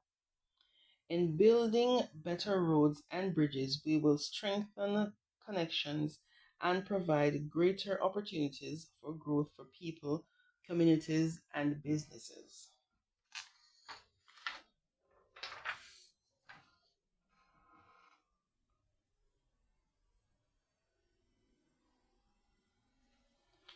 New One Road Authority. We have mapped all roads across Jamaica and created a database of the 27,000 identified roads. This will enable more effective overall road development and maintenance of Jamaica's roads. To make this better management a reality, we will create a new regulatory authority for roads, which in its first phase of existence will establish and enforce road construction and maintenance standards for all roads, whether main, municipal, parochial, or farm roads. 10 Town Center Roadside Renovation Program. Sidewalks, safety furniture, and pedestrian and asphalt pavings will be repaired and upgraded across 10 town centers, starting with Barbican, Halfway Tree, Maypen, Mandeville, Santa Cruz, Savannah Lamar, Falmouth, Ocherius, and Port Maria. New National Sidewalk and Pedestrian Crossing Upgrade Program.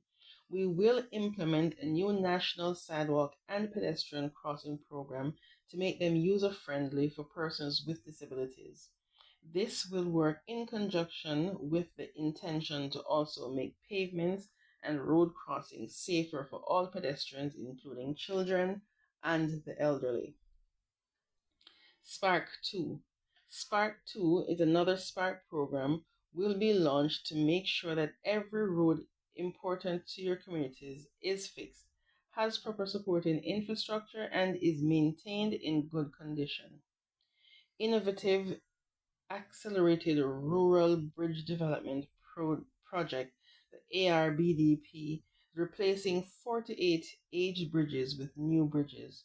We will transform rural communities and uplift the lives of Jamaicans by replacing 48 aged structures with new bridges through an innovative partnership project with the UK.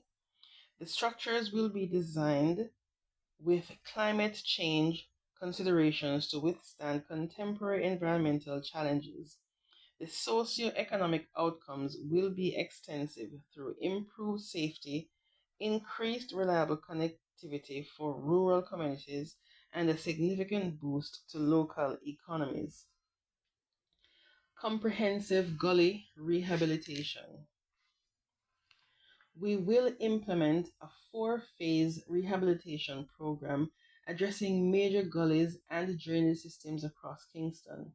The investment to be made will have a significant impact for communities prone to flooding by protecting infrastructure, facilitating a healthier environment, safeguarding commuters during periods of heavy rainfall, and strengthening Jamaica's resilience to climatic conditions.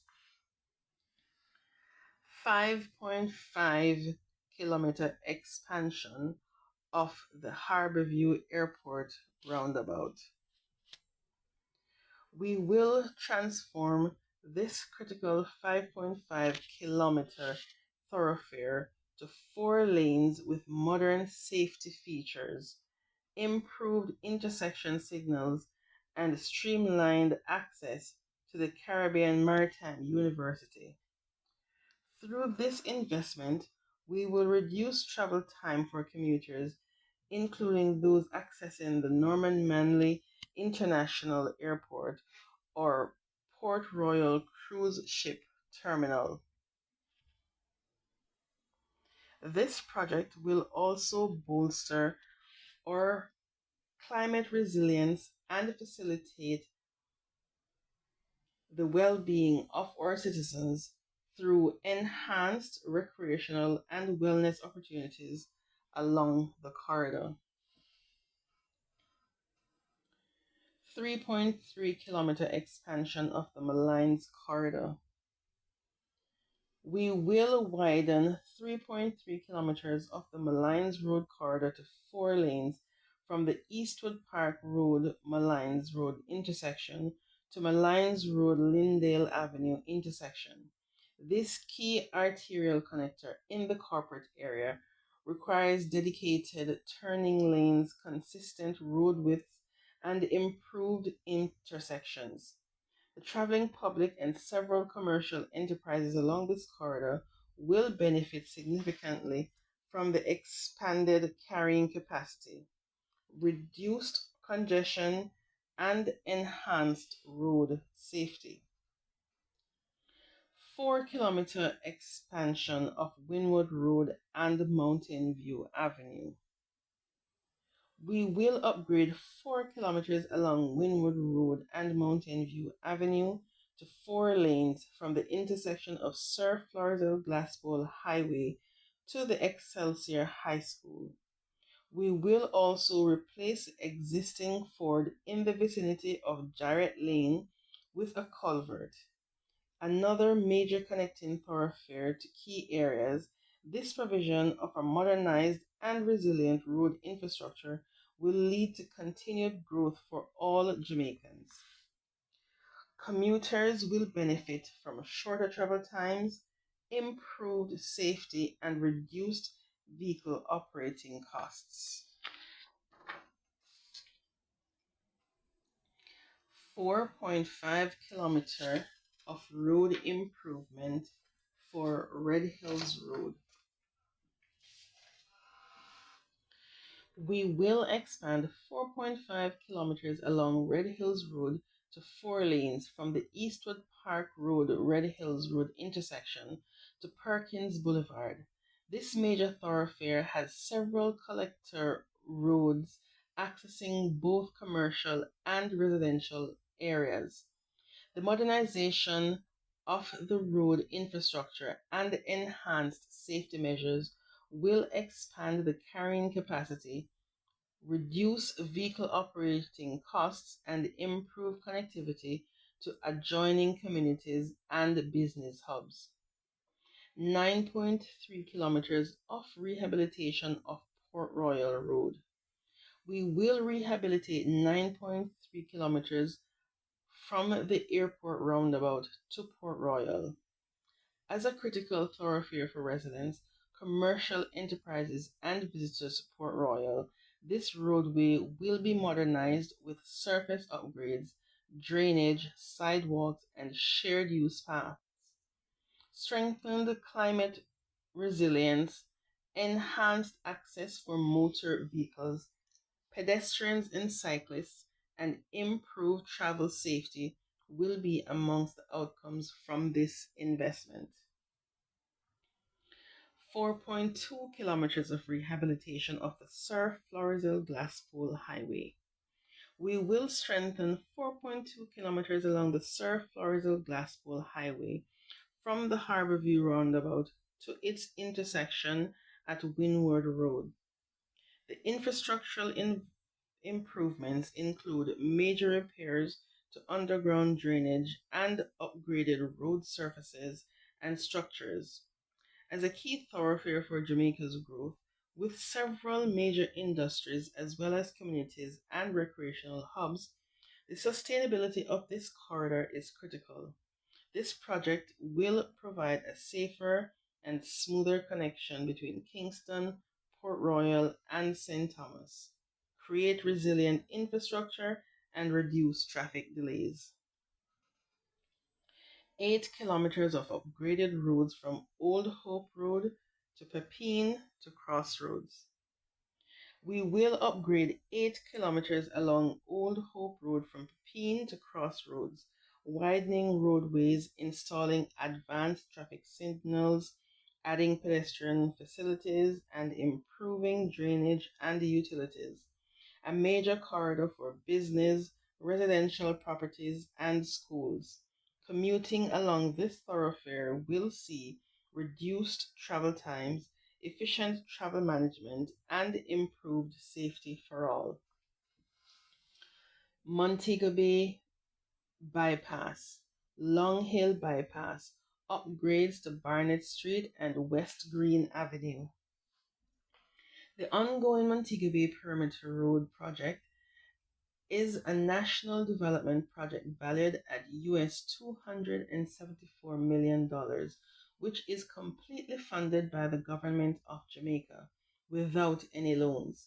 This undertaking includes the 15-kilometer Montego Bay bypass, the 11-kilometer Long Hill bypass, strategic upgrades to Barnett Street and West Green Avenue, and the construction of a 180-meter bridge over the Montego River, which will be the longest and tallest bridge in Jamaica. The project is currently 65% completed, while the Montego River Bridge is 99% completed. These developments will directly benefit citizens in St. James, Hanover, Westmoreland, Trelawney, and St. Anne, easing long-standing congestion in Montego Bay and laying the foundation for stronger commerce and connectivity in the western region. Lucy and Hopewell Bypass. We will design and construct a Lucy and Hopewell bypass. The new segment of a national highway network will be a 4-lane arterial roadway with grade-separated interchanges that runs parallel to the North Coast Highway and act as a new alternative route. The project will increase connectivity while providing much-needed relief to the traffic congestion in the towns of Lucy and Hopewell. Williams Field to Hodges Highway and Spur Tree Bypass. The recently completed Maypen to Williamsfield Highway will be extended from Williamsfield in Manchester to Hodges in St. Elizabeth. The project also includes the construction of a spur-tree bypass and will bypass the towns of Junction, Southfield, and Black River in St. Elizabeth. North-South Highway Extension. We will construct an extension of the North-South Highway. The new segments will extend from Mammy Bay westward to Discovery Bay, St. Anne, and eastward to Tower Isle, St. Mary, with multiple link roads that connect to the North Coast Highway. This monumental project will ease the traffic of the North Coast by providing an efficient and safe alternative route. The project will also create access to lands that can be used for housing, agriculture, and commerce.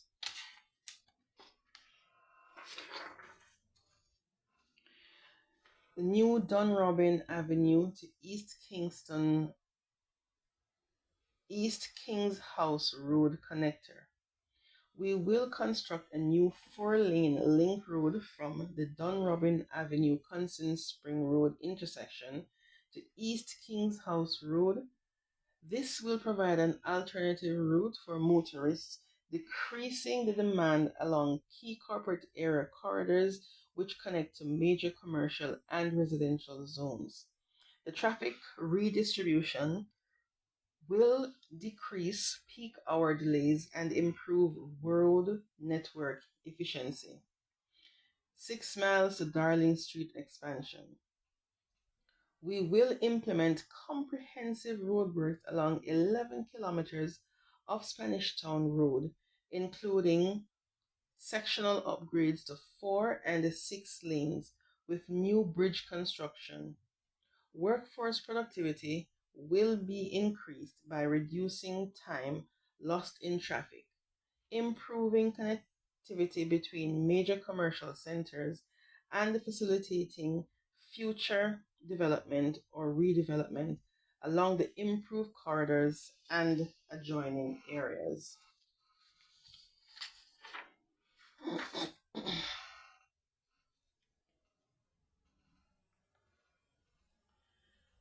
We will now look at Choose a Cleaner, Greener, More Beautiful Jamaica.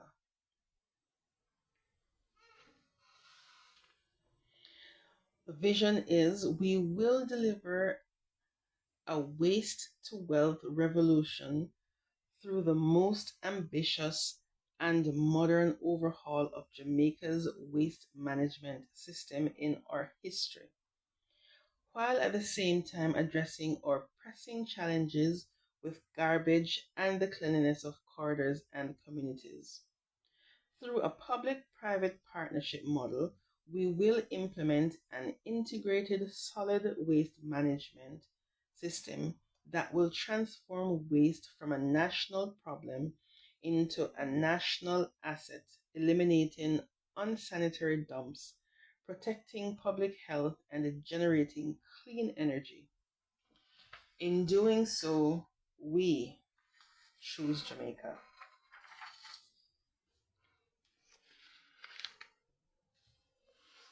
Transforming the NSWMA into a modern regulator. We will transform the National Solid Waste Management Authority (NSWMA) from primarily a collection agency into a modern regulatory body by separating its garbage collection operations from its oversight and enforcement functions. This shift will ensure stronger regulation, higher standards, and more efficient service delivery. Implementation of an integrated solid waste management system. Phase 1 is to waste collection and transportation. We will deliver modern island-wide waste collection and transportation, ensuring cleaner communities across Jamaica. Phase 2, sanitary landfill and waste to energy.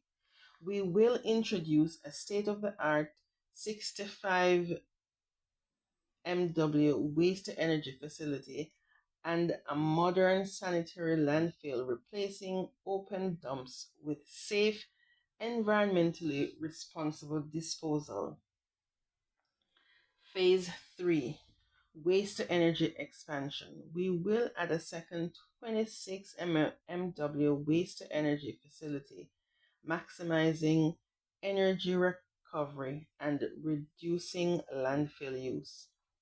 Upon completion of all three phases, all major open disposal sites, including Riverton, will be closed. The lands will be rehabilitated and redeveloped for safe, productive uses, while persons who currently make a livelihood from these sites will be supported with skills training, alternative employment opportunities, and integration into the new waste management system. This plan will recreate jobs, improve public health, generate renewable energy, and keep Jamaica cleaner, greener, and more resilient for future generations. Expanding the sanitation fleet for better service.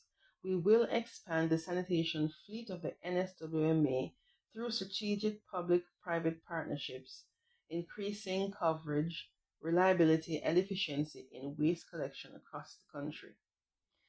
Clean and proud, rewarding community excellence. We will launch a national Clean and Proud competition to empower communities, reward excellence in cleanliness and environmental care, and inspire pride in maintaining cleaner, healthier, and more beautiful surroundings. This will include more garbage receptacles, including separation receptacles in town centers, beautification of city corridors, and fostering national pride. We will beautify the major corridors of Kingston by planting bougainvillea or other low maintenance perennial flowering plants and trees, such as the pewee, ensuring that we improve aesthetics of the built environment and build greater civic pride in beauty and cleanliness. We will phase expansion to other corridors will also promote greater national pride and awareness of our national symbols by systemically installing Jamaican flags in town centers and parish capitals, and support youth engagement by partnering on maintenance with the Scout Association and the Jamaica Combined Cadet Force. We'll spruce up Jamaica 2.0. Every constituency benefits. We will expand and double funding for the Spruce Up Jamaica initiative, bringing beautification, tourism micro-projects, heritage upgrades, and job creation to every single constituency.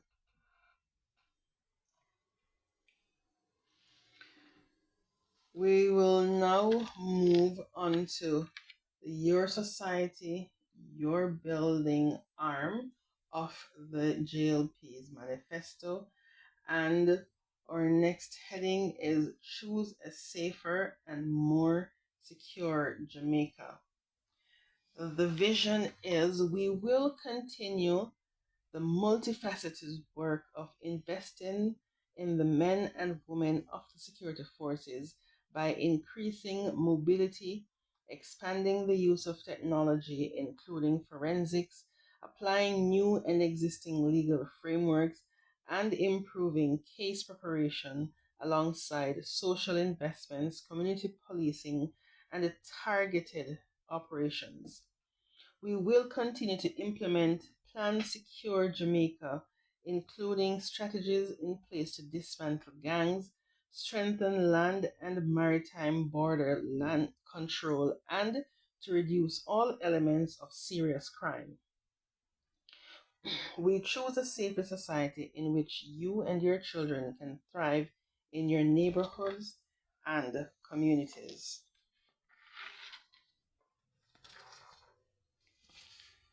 Now, under the arm of security, a gang-free Jamaica.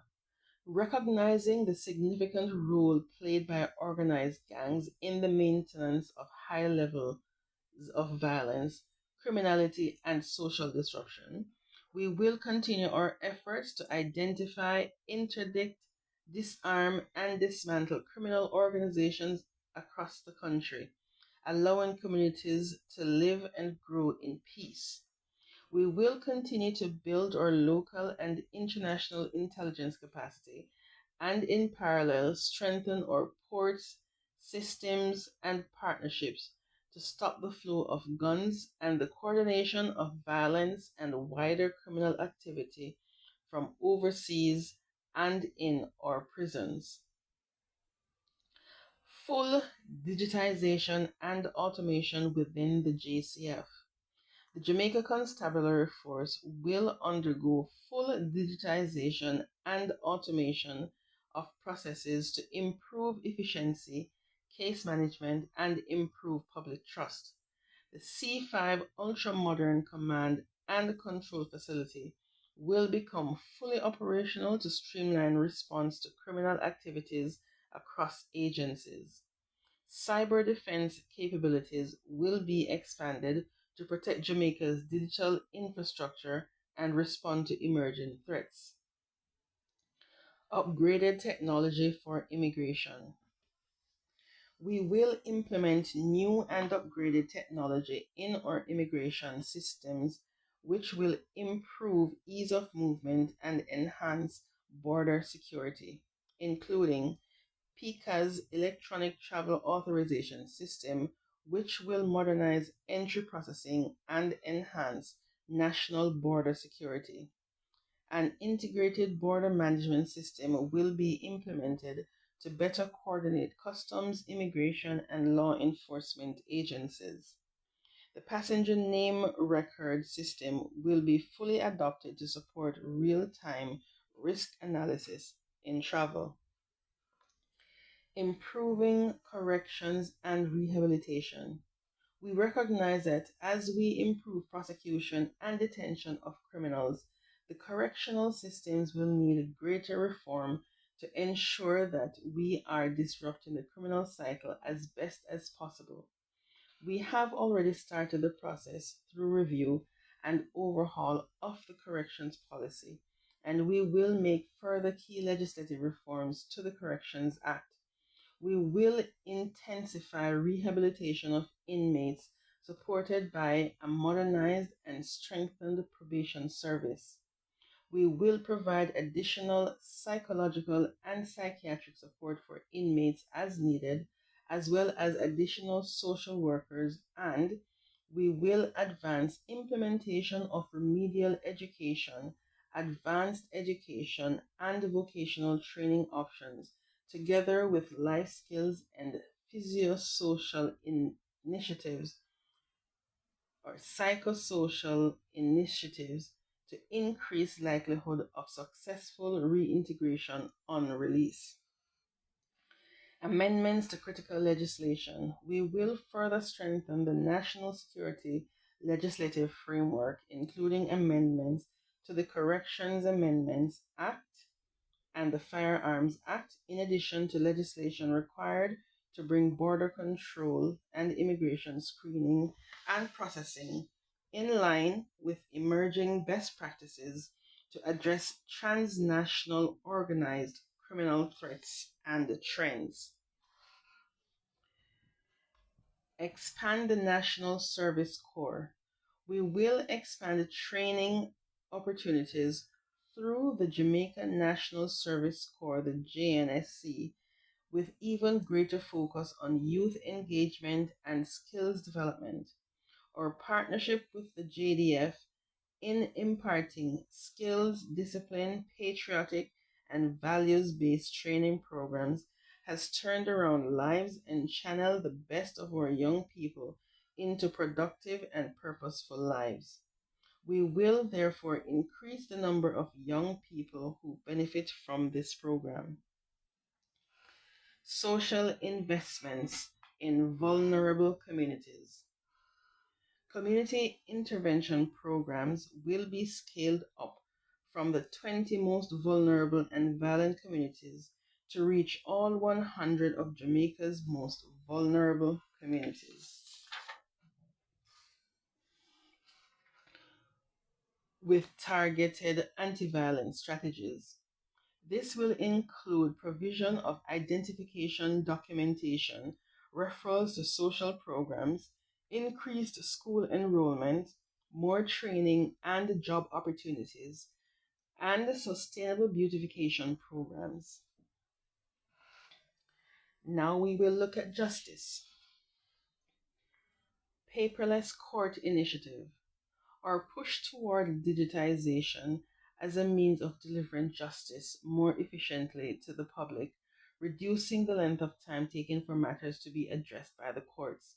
Or advancement of Jamaica's paperless court system will be based on an international model recognized as best practice and will allow court documents to be filed more quickly, more simply, and for documents and files to be found more easily and to be stored more effectively. This will ensure greater transparency and efficiency and reduce the time and energy lost in administrative processes.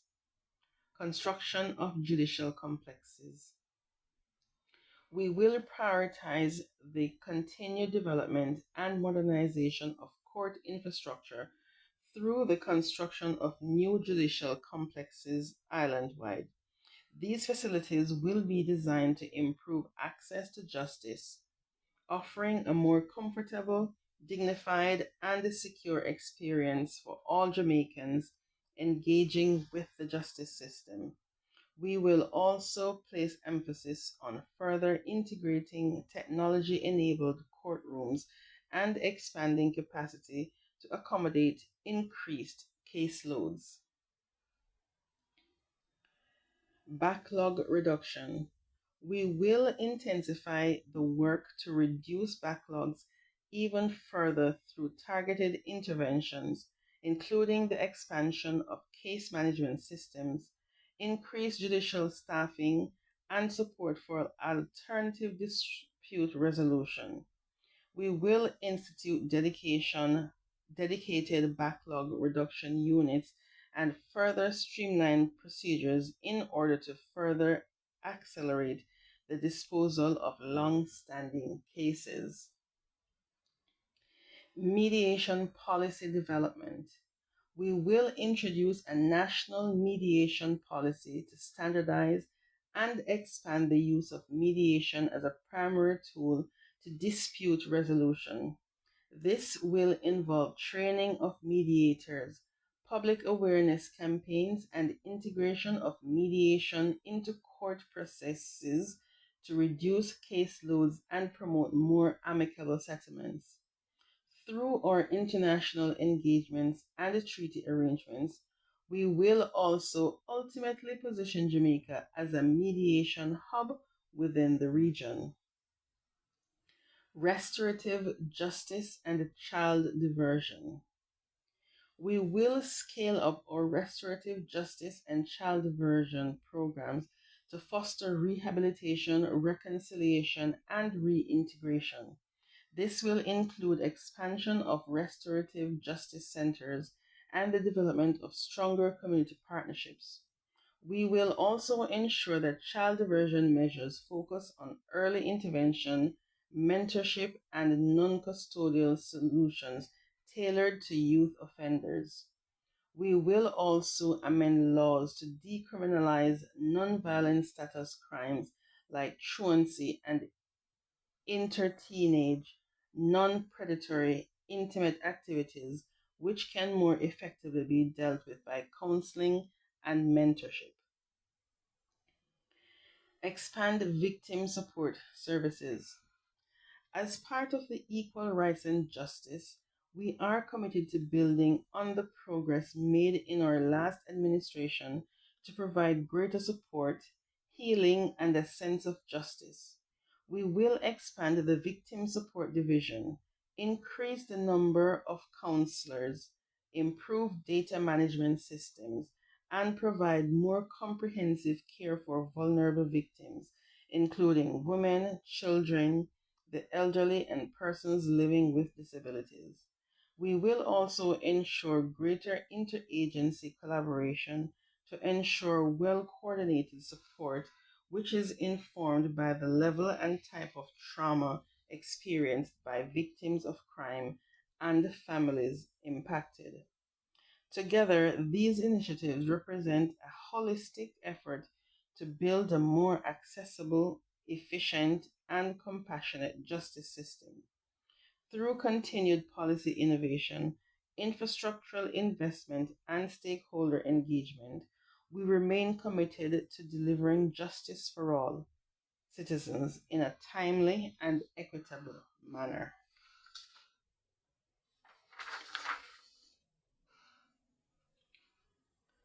Now we will look at human rights, dignity, equity, and development for all. We affirm that human rights are not privileges for a few, but guarantees for all. Our Human Rights Agenda 2025 to 2030 is a declaration that every Jamaican, especially the poor, the impoverished, and the marginalized, deserves protection and dignity. Human rights begin with a dignified existence. We will expand and fortify the new social housing program with a goal of 10,000 units by 2030, targeting the most vulnerable. We will transform eligible informal settlements through land regularization and infrastructure upgrades into secure, legally recognized communities that foster stability, economic empowerment, and a better quality of life for all Jamaicans. We will ensure that our most vulnerable children have access to free, nutritious meals in school, access to mental health services, and broadband internet by 2030. Enhancing support for legal aid and detention monitoring. We will implement a digital intake and a detention tracking system in all police stations linked to a centralized portal that prompts outreach to legal aid. Increase legal aid resources for wider access.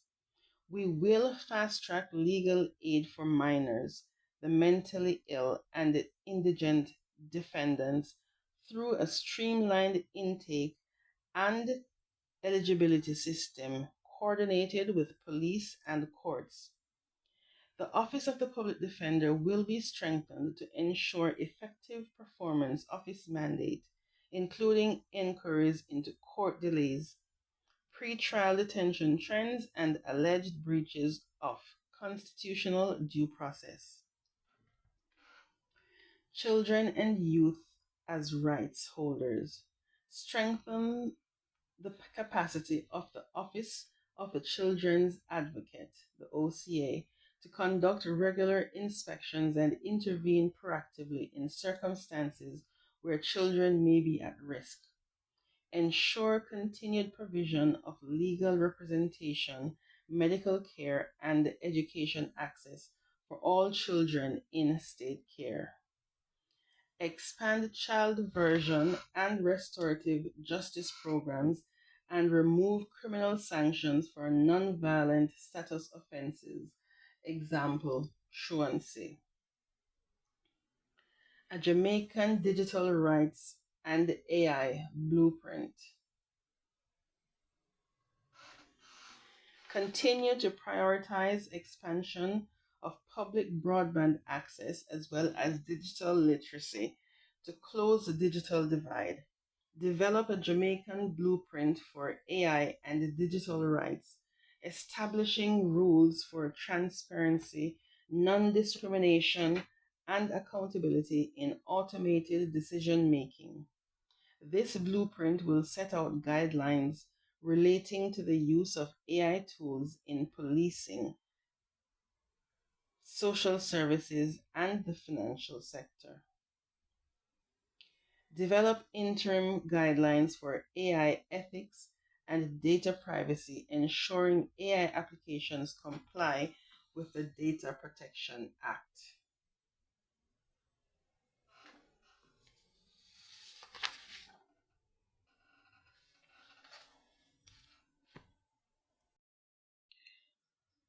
Our next point is to choose a transformative education system.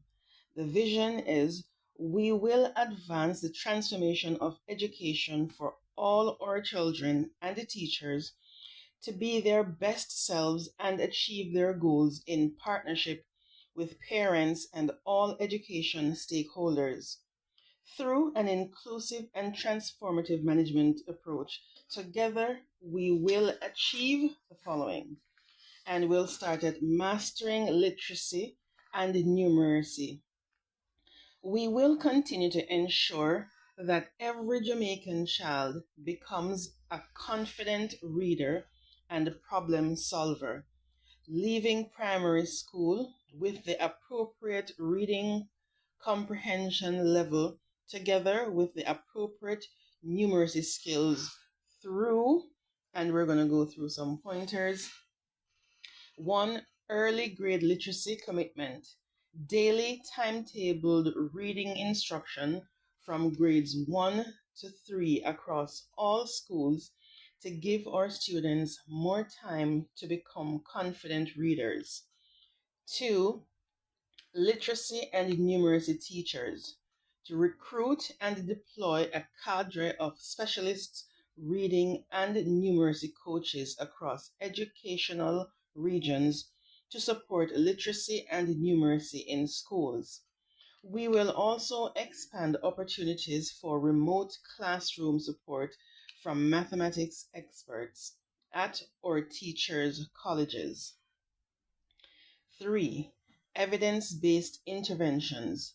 National rollout of proven literacy programs such as the Creative Language-Based Learning and Arrow Island-wide, as well as holiday literacy camps to bridge learning gaps and prevent regression during holidays.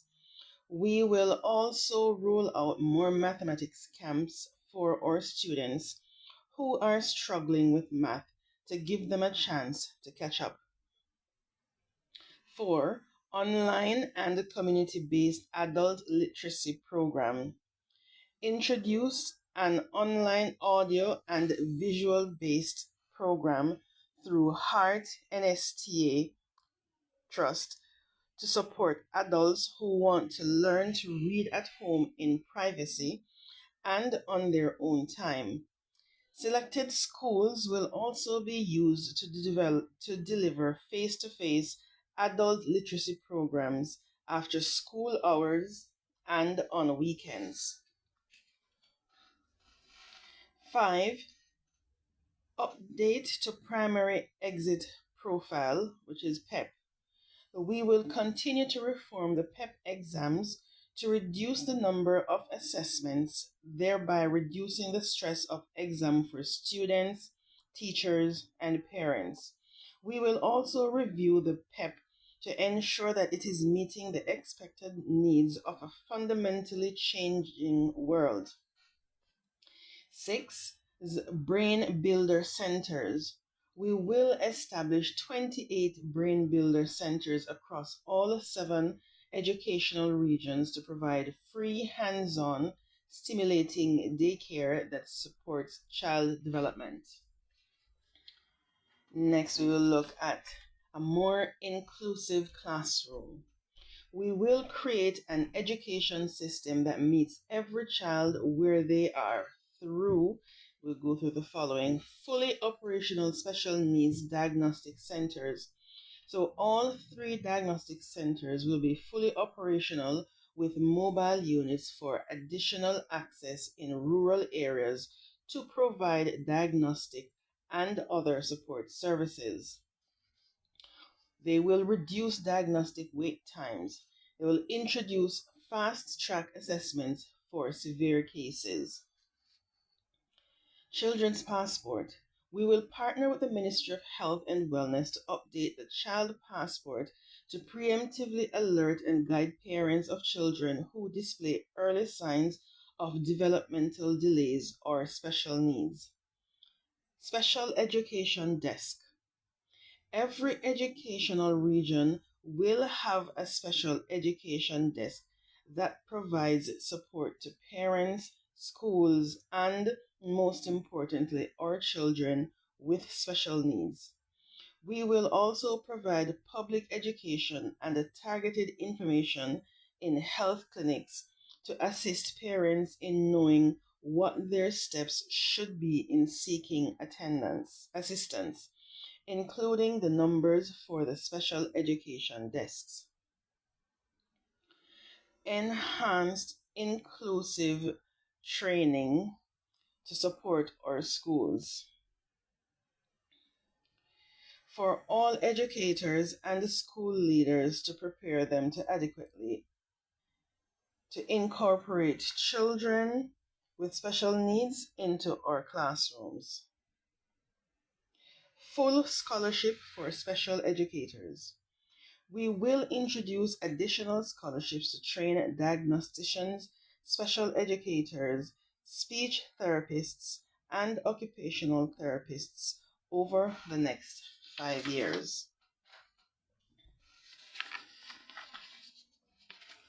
They want to hire 1,000 new special education needs assistants to support integrated classrooms, and HEART will introduce a part-time weekend certification program to reskill and upskill all assistants. Enhanced and expanded early stimulation program. The early stimulation program will be expanded to assist more young children under the age of 5 with developmental delays. Build more special needs departments in schools. We will meet the demands of the increasing number of children with special needs in Jamaica. In addition to more departments, we will also expand the inclusion of children with special needs in mainstream schooling in appropriate cases. Public education tool. We will introduce a tool to support parents of children of special needs so they can easily find and utilize the resources available to support their child. This will supplement basic information also to be provided at clinics and at the special needs desks. Transformed education for our boys. We recognize that closing the gender gap in education also means confronting the unique challenges faced by our boys in the school system. Boys are underrepresented in tertiary institutions, more likely to drop out of secondary school, and disproportionately affected by underachievement and behavioral challenges. Addressing this requires targeted, data-driven, and culturally responsive interventions. We will therefore implement a national boys' education strategy designed to improve learning outcomes, boost engagement, and strengthen the pathways for boys. Key measures include mentorship in every school, which is to expand structured mentorship programs pairing at-risk boys with positive male role models in every secondary institution, both co-ed and all boys. They will have a more relevant curriculum. Encourage teaching practices and curricula that reflect boys' interests and learning styles, incorporating more project-based, hands-on, and competitive learning approaches. They will have male teacher recruitment initiative. They will launch a national campaign to recruit and retain more qualified male teachers so boys have more positive male figures in academic spaces. They will have a sports and discipline integration. Further integrate sports and other extracurricular activities into schools to promote discipline teamwork, and emotional regulation. They will have technical vocational pathways. They will expand access to STEM and TVET programs for boys, giving them more hands on learning opportunities and creating more pathways to high demand careers. They will have special task force for the advancement of Jamaican boys. Experts and stakeholders will be assembled to provide recommendations for changes to the education system to better address the disadvantages that our boys face. There will be digital school environment. Having already connected 50% of our primary and secondary schools to the internet, we will accelerate the digital transformation of our classrooms through the Jamaica Learning Assistant platform. They will fully roll out free online access to lessons, assessments, and AI tutors so your child can receive support at home at their own pace. There will be smart classrooms. Install smart boards, provide devices, projectors, and internet connectivity in primary and secondary schools. No school will be left behind. Cyber hygiene curriculum. Train students and teachers in digital citizenship, cybersecurity, and responsible tech use so they can avoid bad actors and use technology responsibly. They will have the Education Management Information System, or the EMIS. They will complete the rollout of EMIS for school leaders and education stakeholders to track student performance and attendance, thereby allowing for early interventions when necessary. There will be a secure, healthy, and education system. We will create a safe, nurturing, and accountable space for learning with the following. They will implement full the full implementation of the nutrition policy. They will provide healthier meals in and around our schools through nutritional guidelines, the training of canteen staff, and partnering with the Ministry of Agriculture to include more local produce into the meals prepared at our schools. They will expand access to breakfast and lunch. We will continue to expand access to breakfast and lunch for our vulnerable students. Perimeter safety program. They will be expanding secure fencing and monitored entry points for schools in violence-prone communities. There will be rollout of an anti-bullying and mental health campaign. We will complete the design of our anti-bullying campaign to address escalating bullying, including cyberbullying, in our schools. We will deepen our collaboration with the Ministry of Health and Wellness on addressing mental health in schools, including our Mental Health Day, wellness benches at school, and referrals to external counseling or psychological support where internal resources are insufficient. We will also facilitate and encourage the creation of more green spaces and gardens in schools where possible. Governance reform, modernizing school boards. Leadership of our schools is important. We will modernize school boards aligned with contemporary good governance principles. There will be residential therapeutic center. We will build the Caribbean's first ever residential therapeutic center for vulnerable children. There will be the school CCTV program. They will expand the security surveillance technology to keep our students safe in schools. There will be Jamaica as a STEAM nation.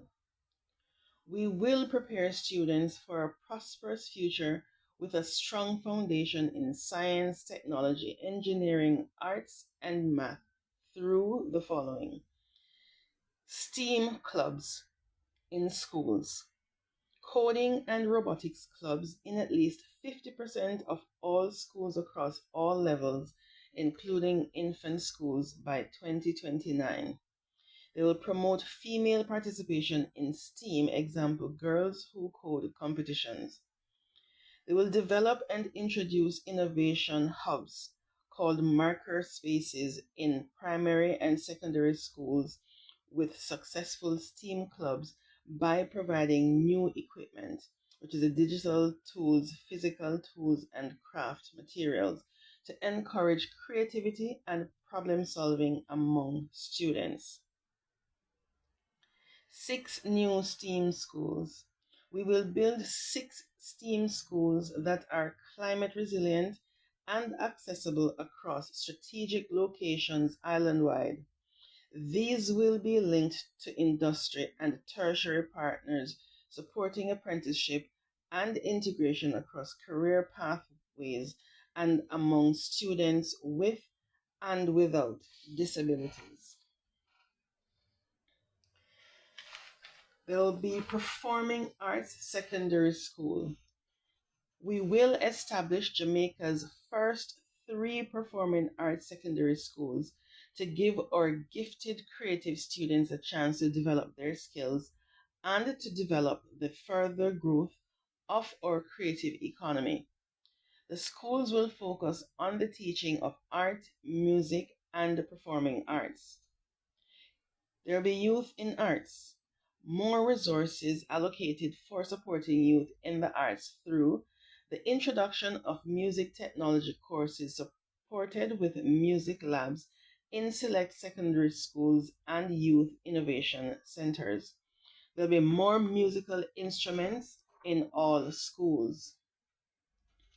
There will be more performing arts support, resources, and personnel across all primary and secondary schools. Strengthen support to the arts industry by creating alternative pathways to support festivals, shows, and the entertainment industry through TVET programs. Introduce stagecraft, lighting, costume design, and event management courses tied to national entertainment events. They will incentivize STEAM teaching. We will provide more scholarships and additional incentives to attract and retain STEAM educators across the spectrum of the acronym, prioritizing educators in the visual and performing arts. There will be modernization and equipment for TVET labs. Annual investments up to $400 million yearly towards renovation and modern equipping of TVET labs in high schools across the country, as well as relevant teachers' colleges. They will develop artificial intelligence labs, develop AI labs in our key universities in collaboration with local and international businesses, developing apprenticeship and co-op programs across career pathways. Next point is a skilled Jamaica. We will close the skills gap and expand access to jobs through robust training programs. There will be Apprenticeship 3.0.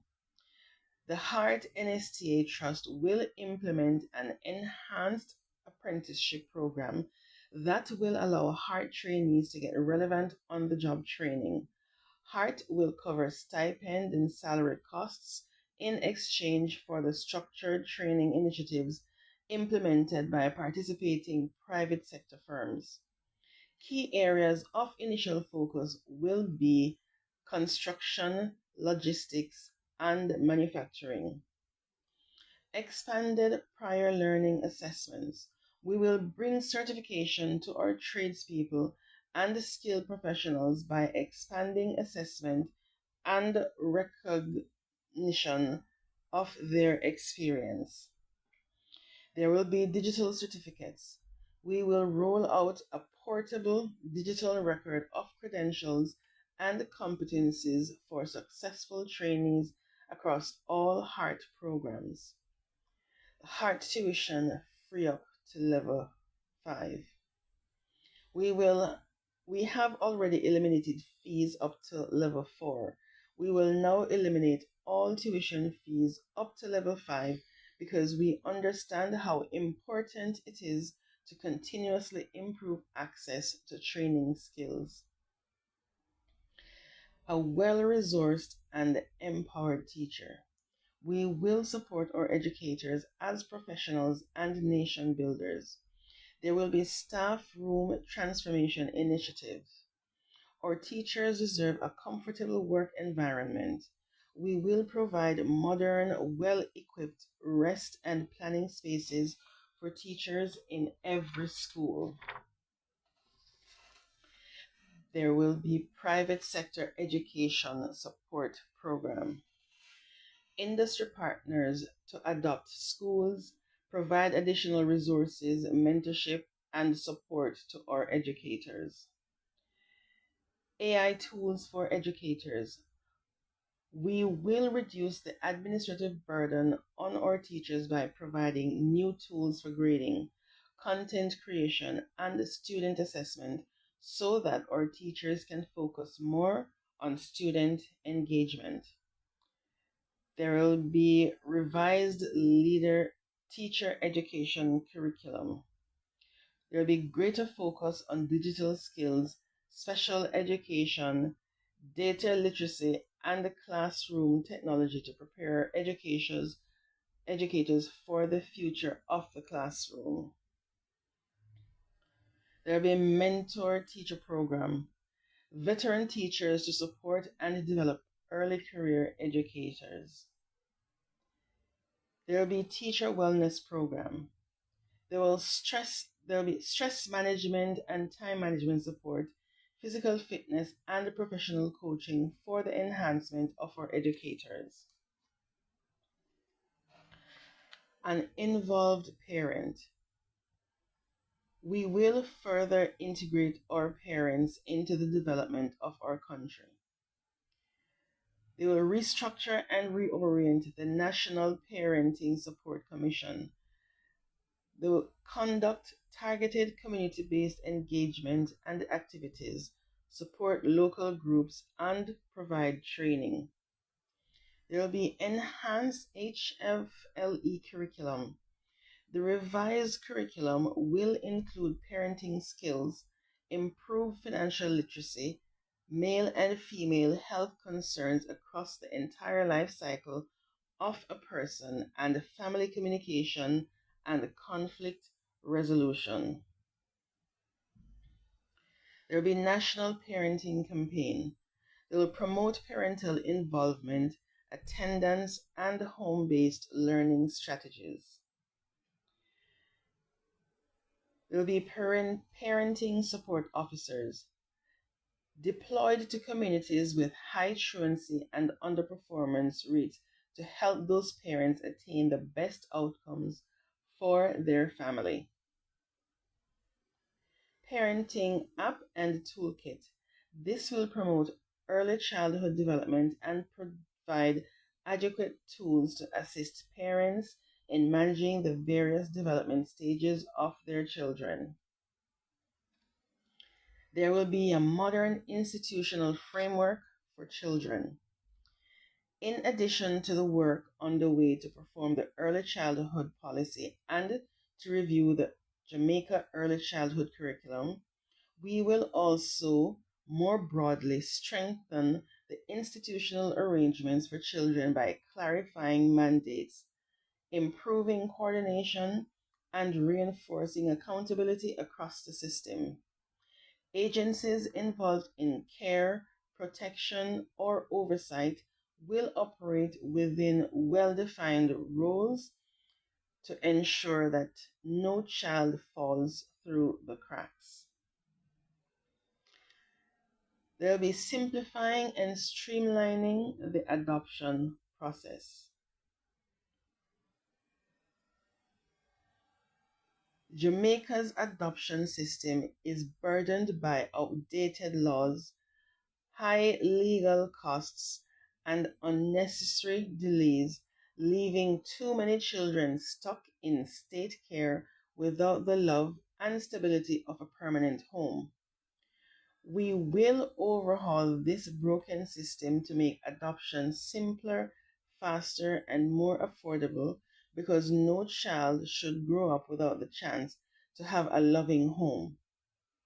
We will streamline the adoption process by removing bureaucratic barriers, introducing clear guidelines and standardized forms, and improving transparency. We will reduce the financial burden by lowering legal fees and offering targeted support to adoptive families. Most importantly, every step will prioritize the best interest of the child, ensuring quicker placements with capable, loving families, stronger screening systems, and ongoing support for those who open their hearts and homes. We will also provide more evidence based training for prospective, adopted, and foster parents to support the best family building outcomes.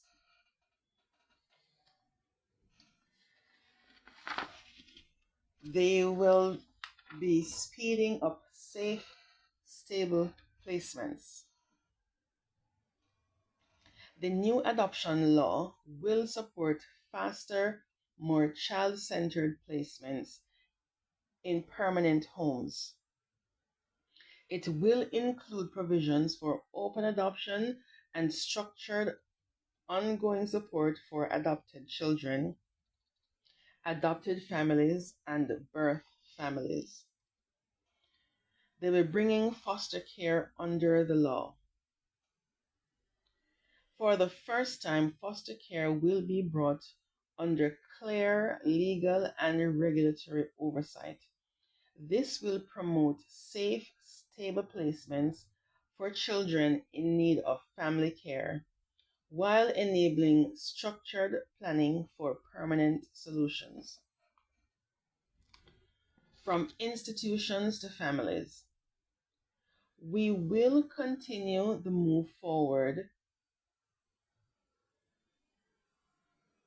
We will continue the move toward family based care for children who cannot remain with their families and away from institutional settings. The CPFSA will take on a dedicated regulatory role for children's homes in keeping with best practices in institutionalization. There will be greater policy emphasis on families and children. The family deserves greater focus. We will explore the appropriate institutional framework and resourcing to make this a reality with a focus on the areas governing policies related to children in state care and beyond. Parenting, youth, and adolescence. This is to ensure we provide optimal policy and program support for initiatives to address the parenting skills gap, children affairs, conflict resolution within the home, and more, all in the best interest of our children. There will be Hope for Children Trust Fund, and there is building a financial foundation for every child. We will implement the Hope for Children Trust Fund to help break the cycle of generational poverty. Every eligible child in PATH households or wards of the state born on or after August 2022 will have a government funded long term savings account with contributions also welcomed from parents, guardians, and donors. The funds will grow with interest until the child turns 18 and can be used for education, skills training, property ownership, or starting a business.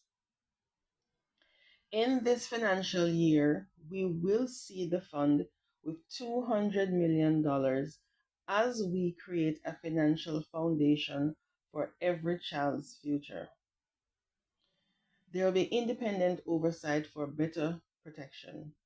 We will reinforce oversight in the child protection sector by supporting the work of the Child Care and Protection Advisory Council and boards of visitors, while creating additional mechanisms for independent scrutiny of all agencies involved in the care and protection of children.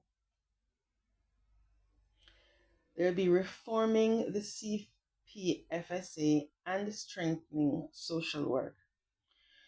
We will further reform the CPFSA, strengthen the National Parenting Support Commission, and ensure alignment of their mandated work with the support of a more responsive social work system. This includes steps to ensure more manageable caseloads and improved case management practices. There will be data driven child protection.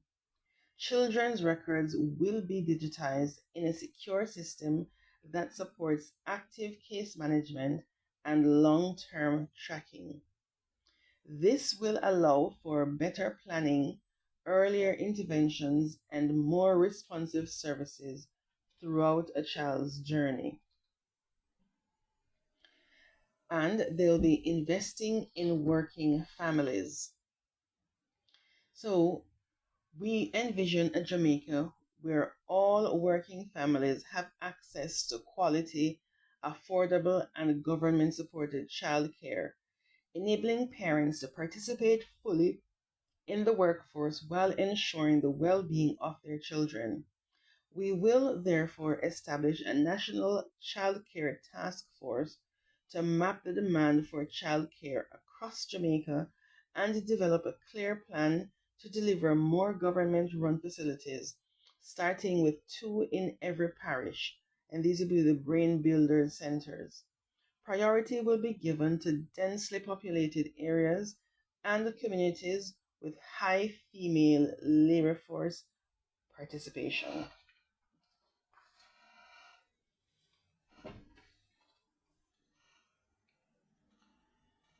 We will now move to choose a purpose driven youth.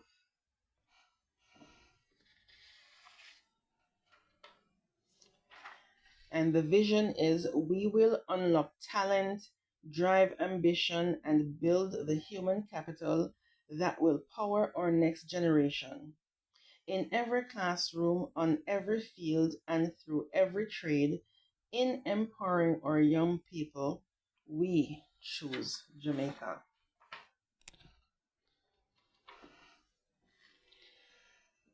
The NHT Youth Housing Policy Expansion.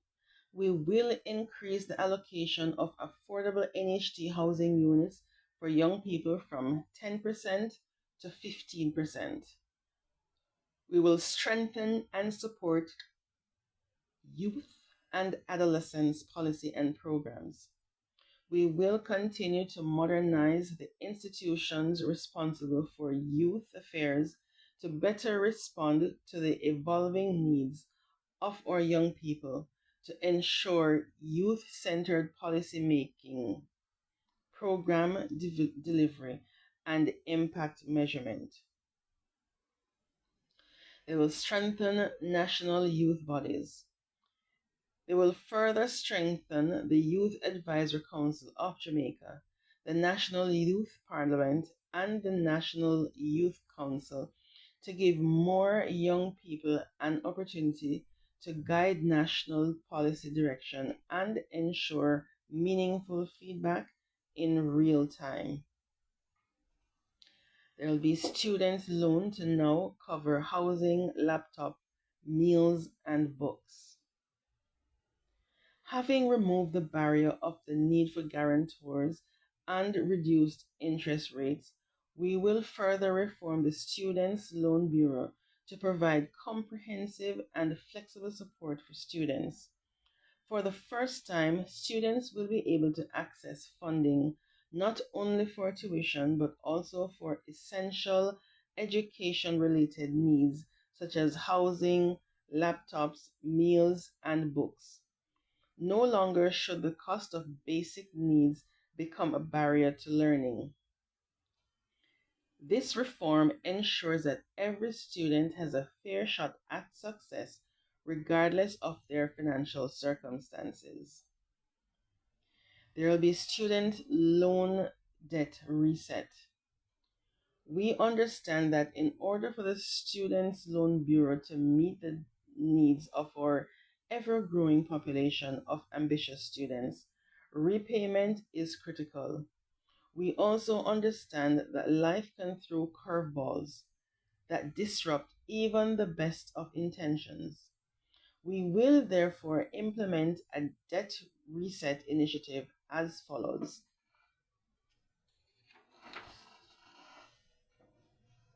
Between the period November 1, 2025 and March 31st, 2026, all delinquent debtors will be able to benefit from 100% waiver of late fees and penalties, 100% waiver of insurance charges, 50% waiver of interest arrears.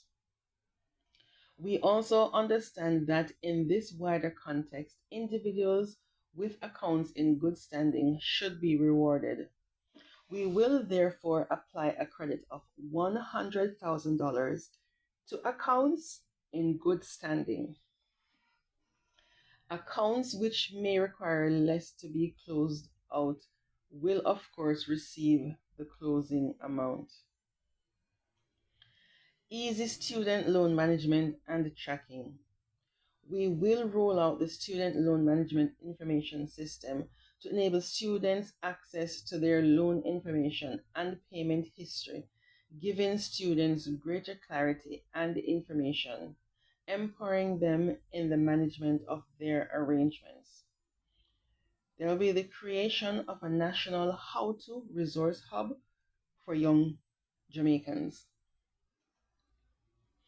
We will establish a comprehensive digital and physical resource hub designed to provide young Jamaicans with easy access to essential information on navigating key life processes.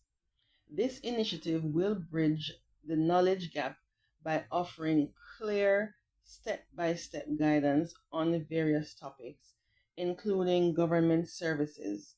And this is how to apply for a TRN, NIS, passport, driver's license, birth certificate, and other essential documents. It'll be how to find scholarships, entrepreneurships, and business support. And this is how to access funding, grants, and loans for young entrepreneurs, register a business, and understand tax obligations, and financial literacy. There will be Youth Innovation Hubs 2.0. We will redesign public libraries into youth innovation hubs. We will transform existing public libraries into vibrant, youth friendly innovation centers featuring modern co working areas for students and collaboration, state of the art digital labs for creative entrepreneurs, and recreational zones that foster networking sessions and cultural and entertainment experience. These hubs will serve as safe, accessible spaces where young people can innovate, grow, and connect. There will be mainstream youth on public bodies. We will ensure that young people have a seat at every table where national decisions are made. mandate the appointment of at least one appropriately qualified person under age 35 to the board of every public body to give our young people more seats at the policymaking table. We will deepen youth participation in school boards and other bodies by providing more advocacy training. There will be a national internship initiative, tertiary learning, Earn and Prosper, which is the LEAP program, and this is to create pathways to employment and experience. We will expand access to real world opportunities to equip young people for meaningful work and professional experience and will provide them with an income. We will launch the tertiary Learn, Earn, and Prosperity, the LEAP program, to provide thousands of structured placements for youth aged 17 and above in the public areas and private sectors so they can start their career journey. They'll partner with industry to create more earn as you learn arrangements. They will expand support for youth entrepreneurs with technical training, mentorship, and access to funding. Building a culture of volunteerism and national service. We will be fostering even more love for Jamaica, civic pride, and the spirit of contribution among Jamaica's youth by launching a national volunteerism program where students earn recognition and practical experience by contributing to national development. We're partnering with NGOs, churches, and community organizations to expand structured opportunities to contribute to education, environment, and social care. Supporting young sporting potential. We will launch a transformative 250 million Jamaican dollars 5-year initiative to supercharge school sports across Jamaica. With $50 million allocated each year, this program will uplift schools that show real promise but lack the resources to reach their full potential. It's more than a sports investment, it's a youth empowerment revolution. By upgrading courts, fields, and equipment in underserved areas, we are opening doors for young Jamaicans to shine, not just on the track or in competition, but in life. Together, we will nurture talent, inspire discipline, and create safe, positive spaces where students can grow, thrive, and dream big. By prioritizing communities affected by crime and economic hardship, sport will become a powerful tool for unity, resilience, and hope. Through this strategic investment, we are not just building champions, we will build a stronger, safer, more vibrant Jamaica. Boosting youth through tourism, innovation, and training. We will expand initiatives that provide funding, training, and mentorship for youth led tourism enterprises, ensuring more youth can thrive as business owners and leaders in the industry. We will expand the Tourism Innovation Incubator and JCTI certification programs island-wide to reach more youth, creatives, and tech innovators. Special support will be given to young entrepreneurs in rural areas and inner city communities. And finally, support for young fishers. We will expand our provision of training, boats, engines, and fishing equipment for youth registered as fishers for no less than 3 years, according encouraging young people to grow in the sector and securing seafood sustainability.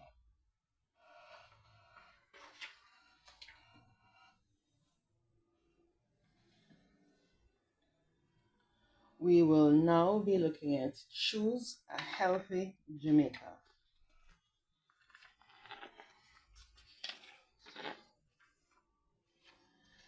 And the vision is we will continue to strengthen healthcare delivery, expand access, and reduce costs so that no Jamaican is left behind due illness, gender, age, or access to quality care. In choosing health, we choose Jamaica. Primary healthcare reform. We will increase the number of health centers offering access to doctors 5 days per week by more than 100%. This means we are targeting 67 health centers to be expanded over the next 3 to 5 years. This expansion will allow clinics to move from having doctors at the health centers once or twice per week or once or twice per month to having this full service 5 days per week. Services to be delivered include maternal and child health, treatment of specific illnesses, sexual and reproductive health, oral health, mental health, substance abuse, and also programs that cater to the care of specific groups such as adolescent health and elderly health. Health center upgrades. The development of new health centers and continuation of health center infrastructural upgrades across the island as part of primary care reform will continue. The Adopt a Clinic program, with collaboration with the private sector and the Jamaican diaspora, will be expanded. Healthcare expansion and upgrades will support the primary healthcare reform agenda. We are partnering with the National Housing Trust to upgrade health center facilities. Already for 2025-2026, $500 million has been allocated for infrastructure improvements. This partnership will continue over the next 3 to 5 years. Late opening of health centers, extended care. 29 health centers now offer extended hours beyond 4 p.m., some of them until 10 p.m. and some on weekends. As part of the expansion of this initiative named Extended Care, we will increase these numbers by 25% over the next year, with an additional 25% in the following year, if required, in response to surveys and actual use data.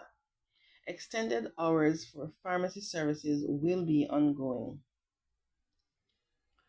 Hospital expansion and upgrade. The expansion of hospitals will feature an increase in bed spaces and specialist services such as cardiology, gastroenterology, and urology. This will help to ease the overcrowding in tertiary hospitals that have a concentration of specialist services. The Western Child and Adolescent Hospital and the newly renovated Cornwall Regional Hospital in St. James will be open to improve access to quality health services in the Western region. Kingston Public Hospital redevelopment. We will build a new KPH. A land use survey report was prepared and we have already identified lands to be purchased. New parent wing at Bustamante Children's Hospital. We will complete the new parent wing at Bustamante Children's Hospital to give parents a secure and comfortable location to be with their child while they are in the hospital.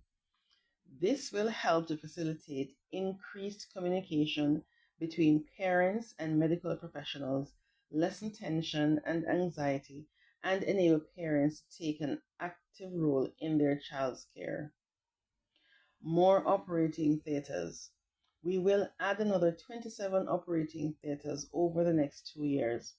The regional health authorities will appoint an operating theatre manager at each hospital, whose responsibility it will be to ensure that best practice protocols are followed for scheduled maintenance and usage, and development and implement a revised policy on supplier servicing and inventory of parts to ensure quick turnaround or for repairs.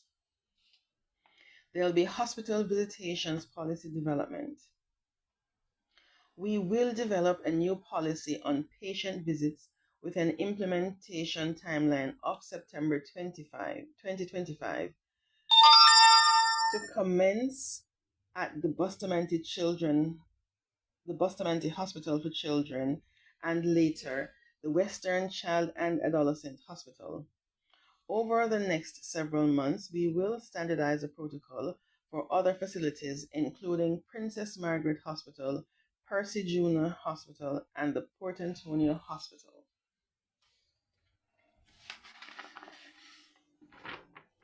There will be new centers of excellence for NCDs.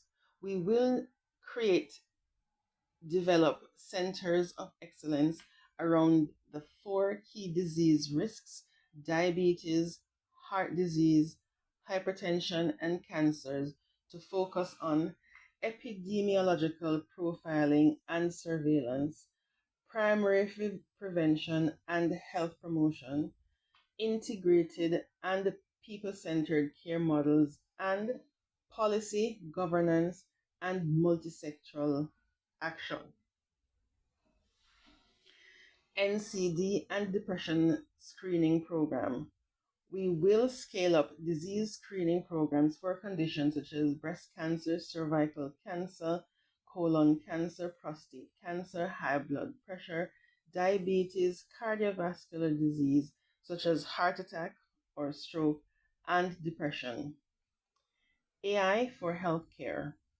We will utilize AI powered technology to address the following areas: cross border treatment support, including with radiology services, lifestyle linked medical profile predictability, community based screening, home care for the chronically ill and aging, ongoing monitoring and assessment, and any other new trends and practices ethically acceptable for healthcare delivery. Improve disease and drug subsidy. We will increase the medical conditions and medications covered under medical subsidy programs to broaden the access to the public to further achieve universal health care coverage in keeping with the National Development Agenda. There will be comprehensive mental health program. We will develop and implement a comprehensive mental health program to address the growing mental health burden in Jamaica, which has had significant social, economic, and psychological impact on our society. Increased diagnostic equipment. We will increase the availability of diagnostic equipment for the timely diagnosis and management of health conditions. This includes the procurement of equipment such as CT scan machines, digital X-ray systems, MRI, ECG, and ultrasound machines. Improvement in customer service experience. We will invest in enhancing customer experience through staff training, reduction in wait times, improvement in aesthetics of health facilities, and greater communication between staff and customers. We have entered into bilateral agreements as well as with entities such as Heart Trust NTA to facilitate training for improvement of customer service delivery. We will seek to launch island-wide campaigns to assess and improve customer service delivery through periodic audits. reducing hospital and clinic wait times for better patient care.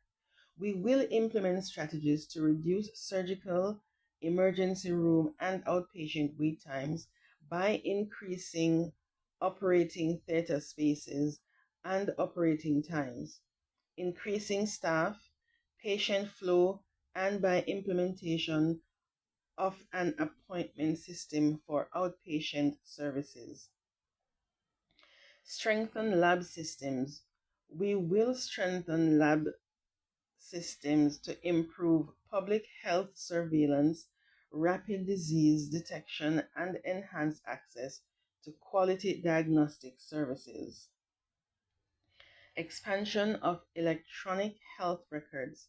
To help medical staff and patients alike, we will expand the implementation of electronic health records or EHR in health facilities and improve the availability of information and communication technologies. This expansion will help to increase efficiency, reduce costs, and enhance data accuracy. The EHR will enhance the ability, the availability of comprehensive patient information, enable better coordination of care, and empower patients to actively participate in their health. There will be electronic immunization registry or the EIR pilot rollout. The EIR pilot project will be rolled out in the coming months and marks a bold step forward, a transformative shift from manual data entry to a fully digital immunization system that supports real-time decision making and system-wide improvements. Jamaica is not just keeping pace with global health innovations, we are leading the way toward a smarter, more responsive, and more resilient healthcare future. It will make the immunization process smarter, faster, and more efficient, strengthening the health system's ability to protect every citizen through timely and effective vaccination. There'll be strengthened partnerships for health service delivery. We will strengthen partnerships with the private sector and civil society organizations to help Jamaicans get faster access to health services. This will include partnerships for diagnostic, laboratory, disease prevention, and clinical services. There will be dental services expansion.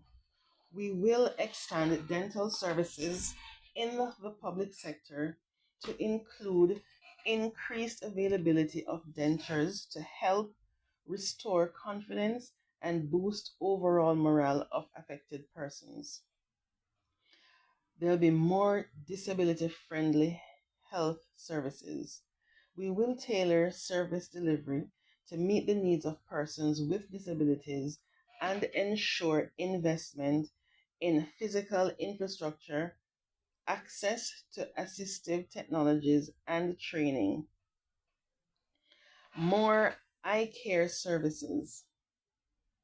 We will increase the number of surgeries for glaucoma, cataracts, and other eye-related conditions, as well as increase vision screening in primary health care. There will also be strengthening of partnerships with civil society organizations and the private sector for the provision of glasses. Greater vision comes with significant economic and social advancement. There will be expanded new limb program. The expansion of the new limb program designed to provide prosthetic limbs to individuals who have lost limbs due to health conditions or trauma will help individuals regain mobility and live more independent and productive lives. The expansion of the transportation fleet.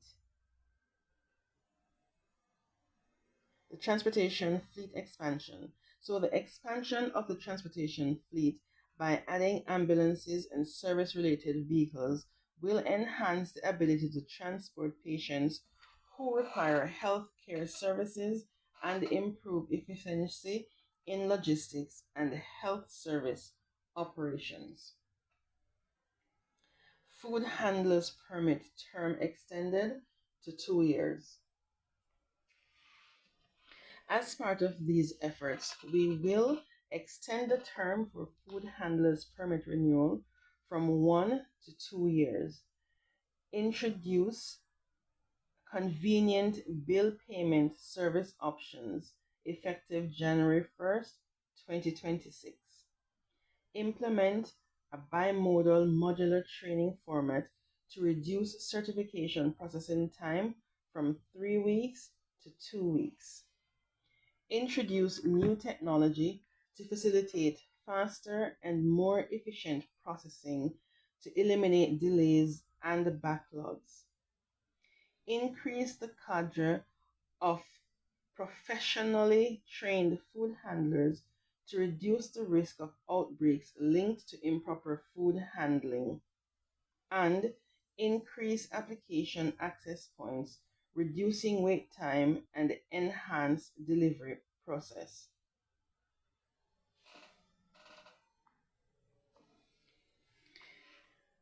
Improve pharmaceutical approvals using Reliance system. We will undertake the following policy changes. Establish a protocol for greater dependence on the Reliance system for drug approvals in collaboration with US, UK, and European standards, which means applicants who have already met these standards will be placed on a fast track for approvals once they submit the appropriate documents.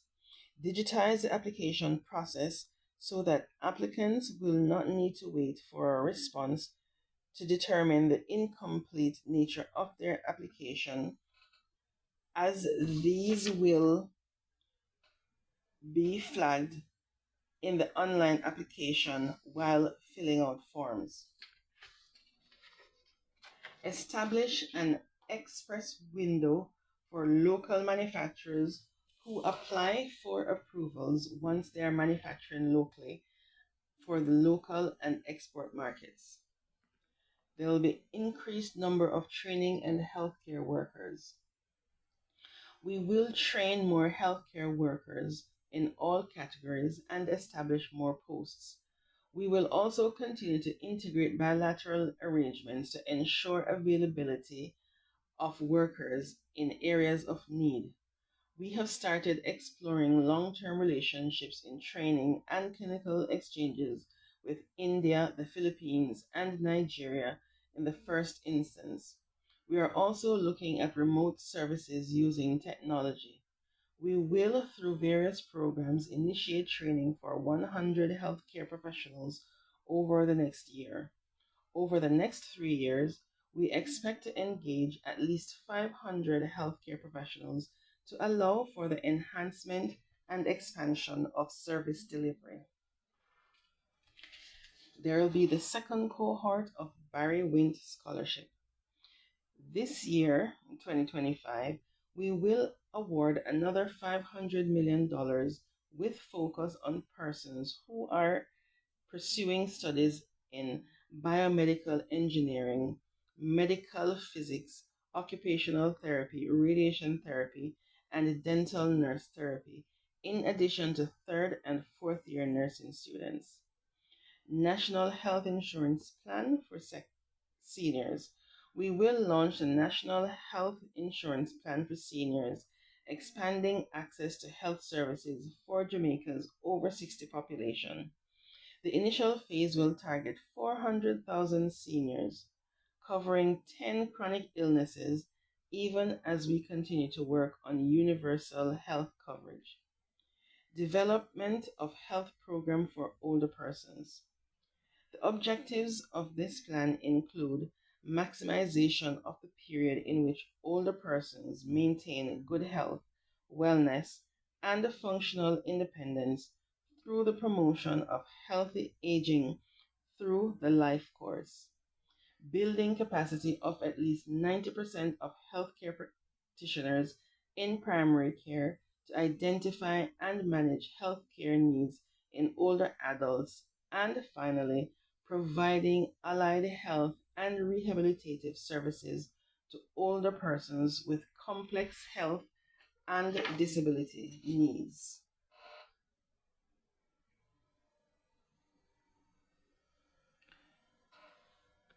We will now have a look at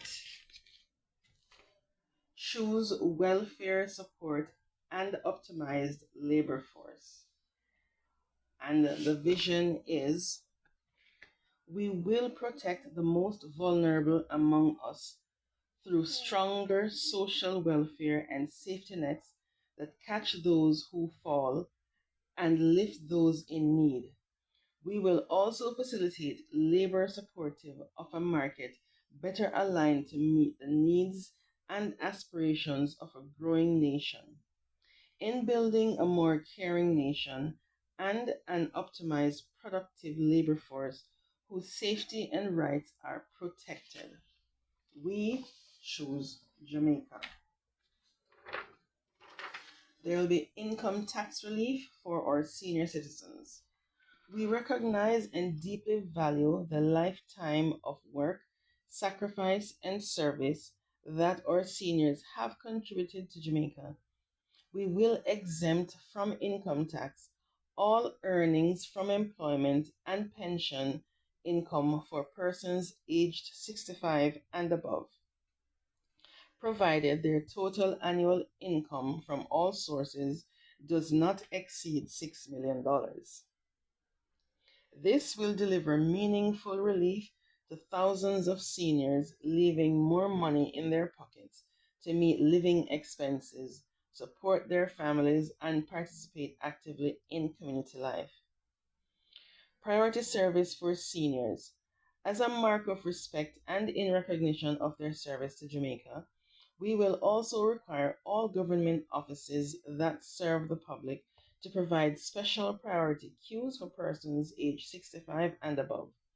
This will ensure that our seniors are treated with courtesy, efficiency, and the convenience they deserve when accessing public services. There will be a new law for senior citizens.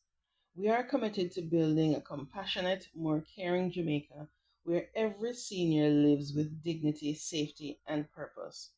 We will pass a single comprehensive law to protect the rights of older persons, ensuring their dignity, care, freedom from abuse, and access to essential services.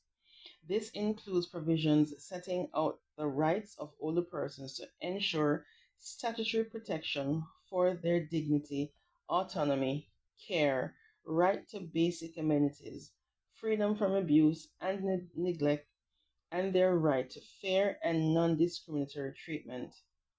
There will be easier guardianship orders and a new registry. We will also review the wider legislative framework for the grant of powers of attorney, simplify the process to obtain guardianship orders, and create a registry to ensure appropriate record keeping and monitoring. There will be the Older Persons Advocate. We will establish an Office of the Older Persons Advocate as a commission of Parliament, endowed with the powers to represent vulnerable older persons, cause the investigation into complaints of abuse of older persons, and intervene in matters involving the care and the protection of older persons. There will be protection from abuse. The law will define elder abuse and introduce tough penalties for physical, emotional, or financial harm to seniors. There will be active aging, opportunities to serve, and meaningful work. We will ensure that pathways are provided for older persons to engage in meaningful work and service where desired and participate in the transfer of knowledge and support for the training and development of young people. Simplify access to government services. We will implement simpler and more access pathways to government services and benefits. Caregiver training. In partnership with Heart NSTA, we will train nursing aides and caregivers with a focus on age related conditions like Alzheimer's, stroke, and cancer. Standards and oversight. Establish standards of conduct, training, certification, and monitoring of caregivers of older persons in both formal and informal environments, including the home. The I Am Alive app. We will eliminate the burden on our senior citizens and their families to frequently find a justice of the peace to sign a life certificate to receive their well deserved pensions. We will roll out the I Am Alive app to allow for digital and remote life certification at the convenience of our pensioners anywhere, anytime via phone.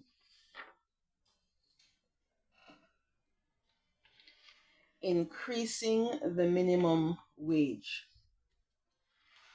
We will build on our record of minimum wage increases by continuing to review cost of living, inflation, as well as our economic and employment conditions, ensuring that work lifts people out of poverty and delivers a decent standard of living for every Jamaican worker. Streamlining of work permit process. We will revamp the entire work permit system at every level to improve efficiency and functionality and improve public awareness. The transformation will continue to ensure a new structure aimed at efficiency and accountability. We will continue to align the issuing of work permits with a central focus on bringing training, knowledge transfer, and other meaningful life benefits to both workers and the economy, advancing the capabilities of the former and boosting the latter. The development of a national skills bank. We will create the National Skills Bank, the NSB, an all encompassing database designed to identify labor shortages and mismatched skill set allocation. It will be an innovative and comprehensive tool identifying training needs and skill requirements for current jobs and those in the future, preparing Jamaicans for the ever changing world of work and the opportunities they hold for our naturally talented people. This transformative initiative will see collaborations with the Ministry's Social Intervention Program, the SIP, the Heart NSTA, non governmental agencies, academic institutions, and several other purpose driven stakeholders. We intend to extend our reach and include members of Parliament who have batches of job seekers registered within their constituencies. The NSB will also place emphasis on providing job opportunities to persons with disabilities and those within other vulnerable groups. The Electronic Labor Exchange, JamaicaJobs.com. We are seeking major improvements in this area to strengthen the ministry's local employment services. The Electronic Labor Exchange, the ELA platform, will have its functionality upgraded and be rebranded as jamaicajobs.gov.jm. We will launch a robust public sensitization program to ensure the widest pool of participants from job seekers and job offerers. All jobs that are available across ministries and departments and agencies, the MDAs, will be posted on jamaicajobs.gov.jm. The rebranded jamaicajobs.gov.jm portal will be free, available, and at your service. Unemployment Insurance Project. A major lesson from the C-19 pandemic was the need to ensure that when workers have lost their jobs, there is a facility in place to support them to re enter the labor force and also to continue to support their families and themselves while seeking employment. We will therefore add the Jamaica Unemployment Insurance Benefit to the suite of benefits under the National Insurance Scheme. This will provide a guaranteed safety net for workers at all levels who are contributors to the NIS, with the exception of the self employed. We are also already developing the legal and institutional framework to make unemployment insurance available to all employees in Jamaica. There will be on the job training policy. We will be restructuring our on the job training policy and procedures to expand reach and provide more opportunities for targeted groups such as members of PATH households. Job fairs. We will increase the number of job fairs, career workshops, and recruitment drives as practical means of bringing job seekers and potential employers together in person. I am available, which is my JCPD app. We have launched a groundbreaking digital platform to streamline services provided to provide real-time updates and expand access to jobs, scholarships, and training opportunities for persons with disabilities. We will further invest in this platform to expand its features, increase accessibility, and ensure that all persons with disabilities can confidently access government program, government support. The Jamaica Partnership Program. The JPP will unite stakeholders, government, private sector, diaspora, and donors to support the elderly, low-income families, and persons with disabilities through community centers, assistive devices, and livelihood initiatives. Our goal is to supply more assistive devices, create community centers for seniors, and launch livelihood support programs for vulnerable individuals. And the Occupational Safety and Health Bill, or the OSH. We will finalize and pass the OSH bill to protect workers' rights, set high safety standards, and ensure safer workplaces across all industries.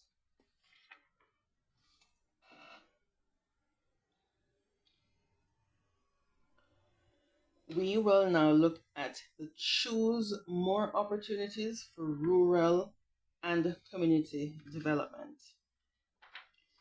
And the vision is we will unlock the full potential of our rural areas and underserved communities by investing in people, infrastructure, and opportunity, because where you live should never determine how far you can go. In spreading growth across the island, from coast to hillside, we choose Jamaica. Empowering rural Jamaica, investing in sustainable development. We pledge to implement a comprehensive strategy to promote the development of rural Jamaica and empower communities, refocusing and reimagining possibilities for rural citizens. We will do this through expanding access to essential infrastructure, including water, internet, streetlights, and public transportation, rehabilitating and modernizing markets with a focus on sustainability, increasing support to farmers through training on sustainable agricultural practices, including climate smart agriculture and value added processing, connecting rural farmers to local, regional, and national markets through improved transportation and marketing channels, improving access and removing barriers to quality education and skills training programs in rural communities, enhancing access to quality health care services in rural communities through further improvement to health centers, mobile clinics, and telemedicine initiatives. Empowering community organizations to play a leading role in community development, developing and promoting sustainable agrotourism and ecotourism investments in rural Jamaica, enhancing the preservation and promotion of the rich cultural heritage of rural communities.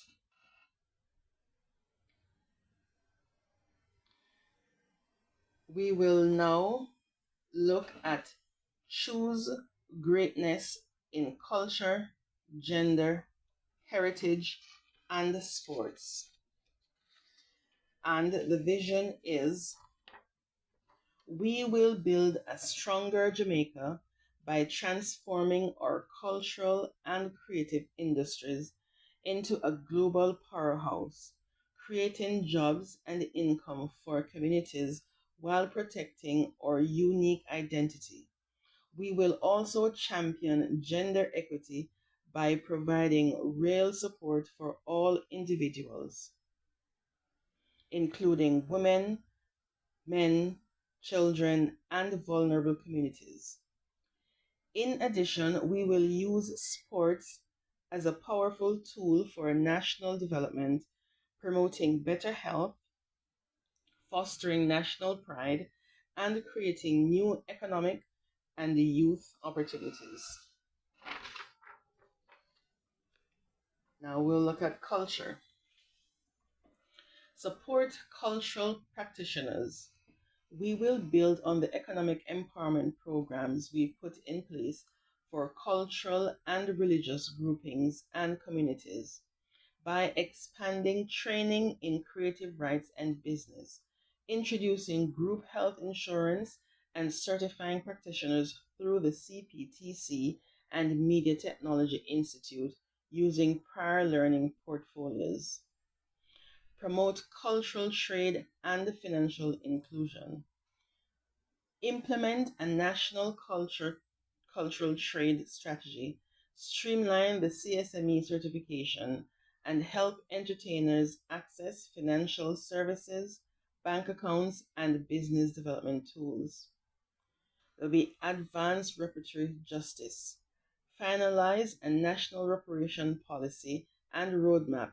Submit a reparations petition to King Charles III and invest in Maroon and Rastafari communities, including the building of permanent elder care home and the protection of Rastafari children's rights in schools.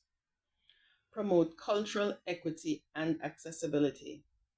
Ensure entertainment venues include ramp access and sign language interpretation, and expand community movie theaters and digital national museums for immersive, inclusive cultural access.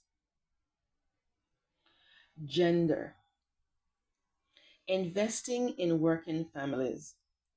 We envision a Jamaica where all working families have access to quality, affordable, and government supported health childcare, enabling parents to participate fully in the workforce while ensuring the well being of their children.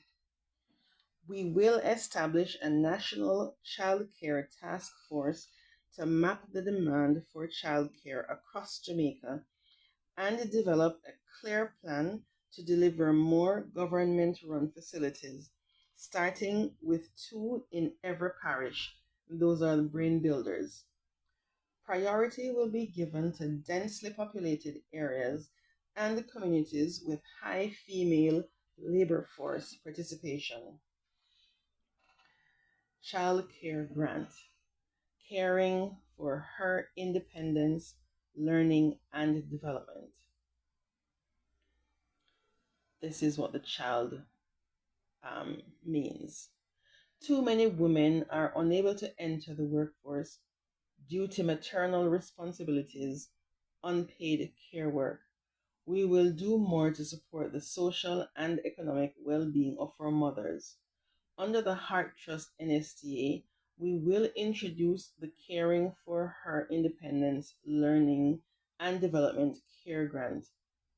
Women with children born in the last 3 years since the start of 2022 who enroll in a heart program will receive a monthly child care grant for the duration of their program. Create a national gender commission. Transform the Bureau of Gender Affairs into a national gender commission with legal powers supported by a board of commissioners and establish a men and boys department for male engagement and support. Strengthen laws to protect women and children. Enact legal reforms to criminalize stalking, increase penalties for gender-based violence, and introduce new offenses targeting predatory abuse by trusted adults. Harsher penalties and more effective monitoring and enforcement will be a part of this legislative or institutional agenda. They will expand domestic violence shelters and support services. Operationalize all three state-run national shelters offering legal aid, counseling, and family-centered care for survivors of violence, and add to transitional safe home to assist in social reintegration of survivors who have exited the most difficult of circumstances. Empower adolescent mothers. We will build on successes of our last administration by scaling up the Women's Center of Jamaica Foundation and the A-Stream program to provide reintegration, mentorship, and scholarships for pregnant and teen mothers as we break more cycles of intergenerational poverty. Increase economic opportunities for women and seniors. Provide startup support to seniors without income, including in areas such as digital literacy, youth mentorship, remedial education, and general childcare. We will also deliver skills training, job placement, and family support for rural women and GBV survivors. Sensitive and dignified support to fight period poverty. Expand sensitive and dignified access to free hygiene items to be managed in schools, including packages for students on PATH. Apply a gender lens to our justice systems.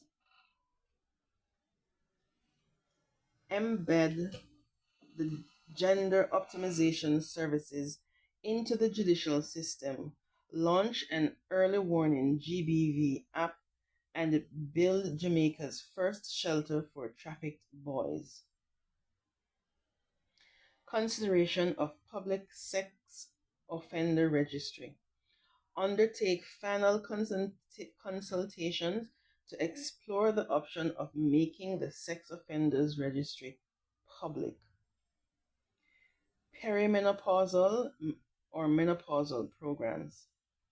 We will establish perimenopausal or menopausal programs to ensure that the health system is designed to educate the population more widely and to support women as they transition through these life stages. This will include ensuring that the formal pharmaceutical processes provide appropriate medication and treatments available, that the medical community is more educated about modern diagnostic approaches, and that preventative health benefits are shared more widely. This is how we will address physical and emotional symptoms, improve overall well being, and help women prevent and navigate potential health issues related to hormonal changes. Sports. Modernize Sports governance. Restructure major institutions including Institute of Sports or InSports, the Independence Park Limited, Sports Development Foundation, and to improve performance and accountability. Expand athlete support and development. Launch a junior athlete incubator program, introduce a national athlete retention strategy, and provide corporate sponsorships, training, and post career planning for athletes. National Stadium redevelopment. We will undertake a historic renovation and remodeling of the National Stadium to make it fit for the world renowned sprint nation that we are. Having started with the iconic black, green, and gold track, we will increase capacity, add 90% covered modern seating, new technology, anti doping facilities, media facilities, lounges, and new concession facilities. The stadium will also be the home of the National Sports Museum. Upgrade of sports facilities nationwide. We will also enhance the Trelawney Stadium, build a national sports museum, and in partnership with University of the West Indies and Usain Bolt, create a sports medicine center. Promote sport tourism and participation. Position Jamaica as a sport tourism hub. Increase investment in community level sports and provide funding to local clubs and national sports federations. Sport safeguarding policy to protect youth in sport. Implement a sport safeguarding policy, maintain a certified coaches database, and enforce a national code of conduct for all sports organizations.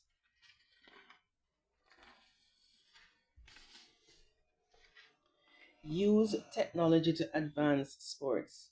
Roll out an athlete management system, adopt a results management system, and expand the digitization of sports records and recovery data. Esports and digital athletics. We will formally introduce esports and digital athletics into national sports policy, recognizing their growing popularity and commercial value. This initiative will expand youth participation, encourage digital entrepreneurship, and place Jamaica at the forefront of the evolving global digital sports economy. Develop talent in dance, diving, and gymnastics. To diversify athletic success beyond the traditional disciplines, we will identify and nurture raw talent in areas like dance, giving, diving, and gymnastics to be streamlined into the national gymnastics and national diving teams. And finally, the GC Foster Sports Scholarships. We will offer 500 tuition scholarships each year to high school students from across Jamaica who aspire to build a career in sports, whether as athletes, coaches, trainers, sports managers, or sports teachers. These scholarships will provide full tuition at GC Foster College of Physical Education and Sport, giving recipients the professional training, coaching expertise, and academic qualifications needed to succeed. At a cost of $75 million annually, the program will meet students at their academic level and place a strong emphasis on sports and gender equity, ensuring that young women and men have equal opportunities to excel in all sporting disciplines. It will also give them the opportunity to earn a diploma and degree certifications, opening the door to long term careers in the sports industry. This investment will prepare Jamaica's next generation of sporting leaders strengthen our global sporting legacy, create jobs, and empower communities through education and sport.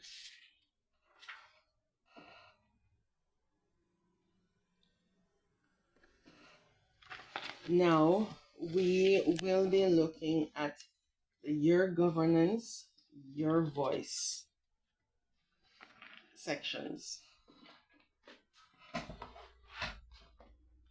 And the first point under governance is choose stronger, better, and fairer governance and constitutional reform.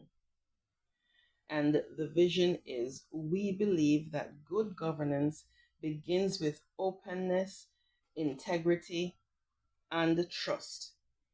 We believe that as stewards of Jamaica's resources, we have a responsibility to report to you and to be accountable to you in order to keep our democracy strong and vibrant.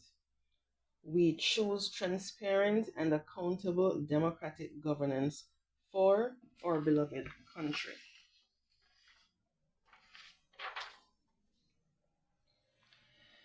Making the law work for you. The laws of Jamaica are for everyone. We will develop artificial intelligence tool to explain the provisions of legislation to help all Jamaicans to better understand our laws and how our laws impact them. Clarity and accountability in representation. We will continue to strengthen the framework for transparency and accountability in public service by launching a public education campaign to sensitize the public about the job description for members of parliament approved in the last session of parliament.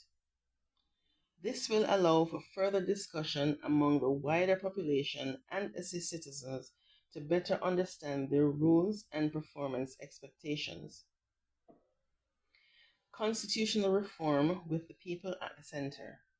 We will prioritize Jamaica's transition to a republic. We will also continue to broaden national consultations on wider constitutional reform to ensure that the voices of all Jamaicans are heard and respected. We remain committed to an inclusive and participatory process that advances the phases of reform and strengthens our democratic foundation. Reform laws of Jamaica and the legislative drafting process. Simplification and shortening of the legislation, making steps while further improving the quality of legislative instruments. Through intra-government and public consultative processes, create lists of pre-charter laws for schedule reform until all are brought up to date. Continuous training for legislative drafting teams.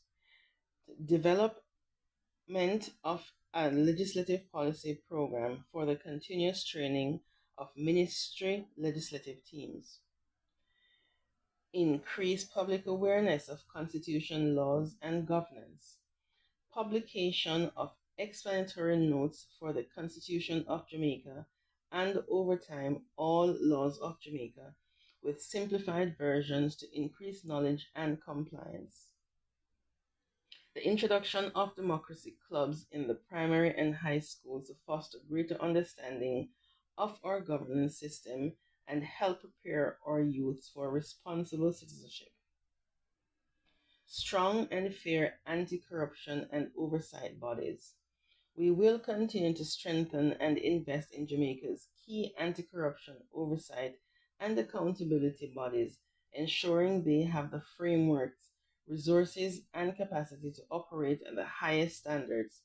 The reinforcement of fairness, safeguarding of the public trust, and upholding the credibility of our young governance systems are critical to maintaining our strong democracy. Protecting your data, prioritizing digital governance. Digital governance will continue to be a high priority as we work to serve you more efficiently. To complement new technological processes and approaches, we will strengthen the enforcement of the Data Protection Act to protect your personal information and ensure wide access to digital literacy tools to ensure that no one is left behind.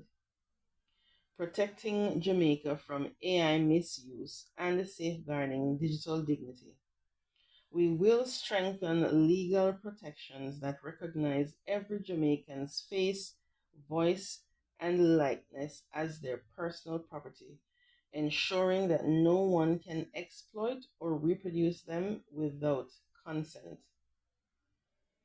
Modernizing access to information. In addition, we will revisit and advance unfinished work in the review of the ATI framework. We will increase access to public information by modernizing the Access to Information Act to ensure that citizens have timely access to public documents in a convenient manner. Real-time procurement portal, real transparency. We will promote transparency in the management of your tax dollars by establishing a real time public procurement portal where citizens can know the winners of contracts across government. This will also promote fairness and public understanding of government contracting systems and procedures. Clear service standards across government. We will make it easier to interact with government agencies.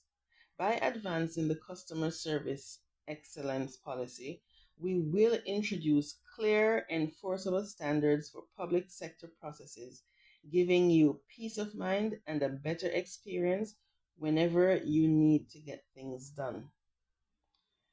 The Government of Jamaica Talent Gateway. The Government of Jamaica is the single largest employer in our country. We will introduce the GOJ Talent Gateway to promote transparency in the public sector hiring process and recruit the most talented and qualified Jamaicans to the public service. The gateway will be a single portal where public sector vacancies are advertised so every qualified Jamaican can have the opportunity to serve their nation. And finally, protecting our financial integrity and expanding access. Having undertaken the hard systemic changes needed to secure our removal from the Financial Action Task Force, the FATF, grey list, and the European Union list of non-cooperative tax jurisdictions, we will continue to ensure that our anti-money laundering and counterfeiting, the financing of terrorism systems are robust and in line with best practices so that access to financing is open to all. We will also ensure that they are risk appropriate and that businesses do not bear an inordinate compliance burden without compromising progress made.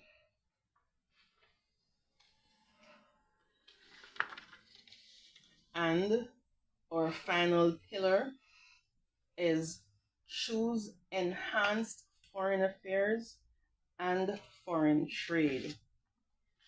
And the vision is in a changing geopolitical landscape characterized by uncertainty, ever evolving circumstances must be seen as opportunities rather than insurmountable obstacles to our national development, and we commit to always working with partners to advance in Jamaica's interests. We will provide safe leadership, promoting Jamaica's social and economic development, and expand opportunities for our exports.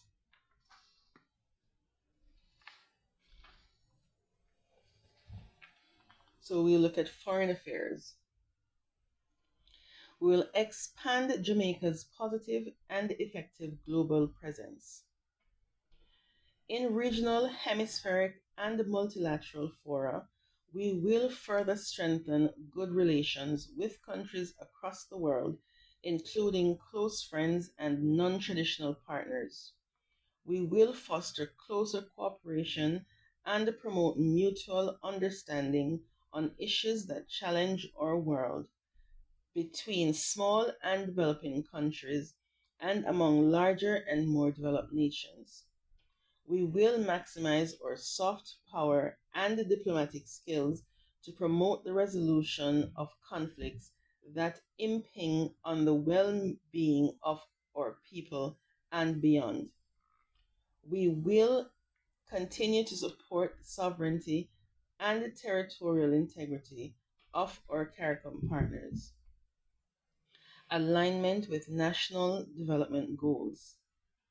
We will ensure synergy between Jamaica's international initiatives and our national development goals, including trade and investment, physical and cybersecurity, agriculture, climate resilience, infrastructure, education, health, clean and affordable energy, as well as technology. Accordingly, we will position ourselves strategically to collaborate with international organizations and bilateral partners and leverage agreements that can address common issues such as funding for climate resilience and inclusive, sustainable social development through accelerated poverty reduction and transnational security, which are global and national priorities. We will continue to support a rules based multilateral system aligned with the UN Charter, even as we advocate for reforms to make the system more representative of a post colonial world and more responsive in the face of unprecedented modern challenges. Advancement of the Economic Diplomacy Program. We will continue to assess and strengthen the partnership between our overseas missions and JAMPRO to ensure the effectiveness of our economic diplomacy program in support of overseas opportunities for Jamaican businesses at home and of investments in Jamaica by businesses overseas, including those owned by our diaspora.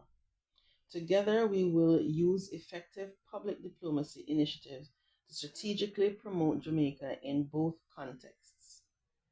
Strengthen the consular services and diaspora engagement. We will continue to strengthen the capacity of our diplomatic missions and consular network overseas.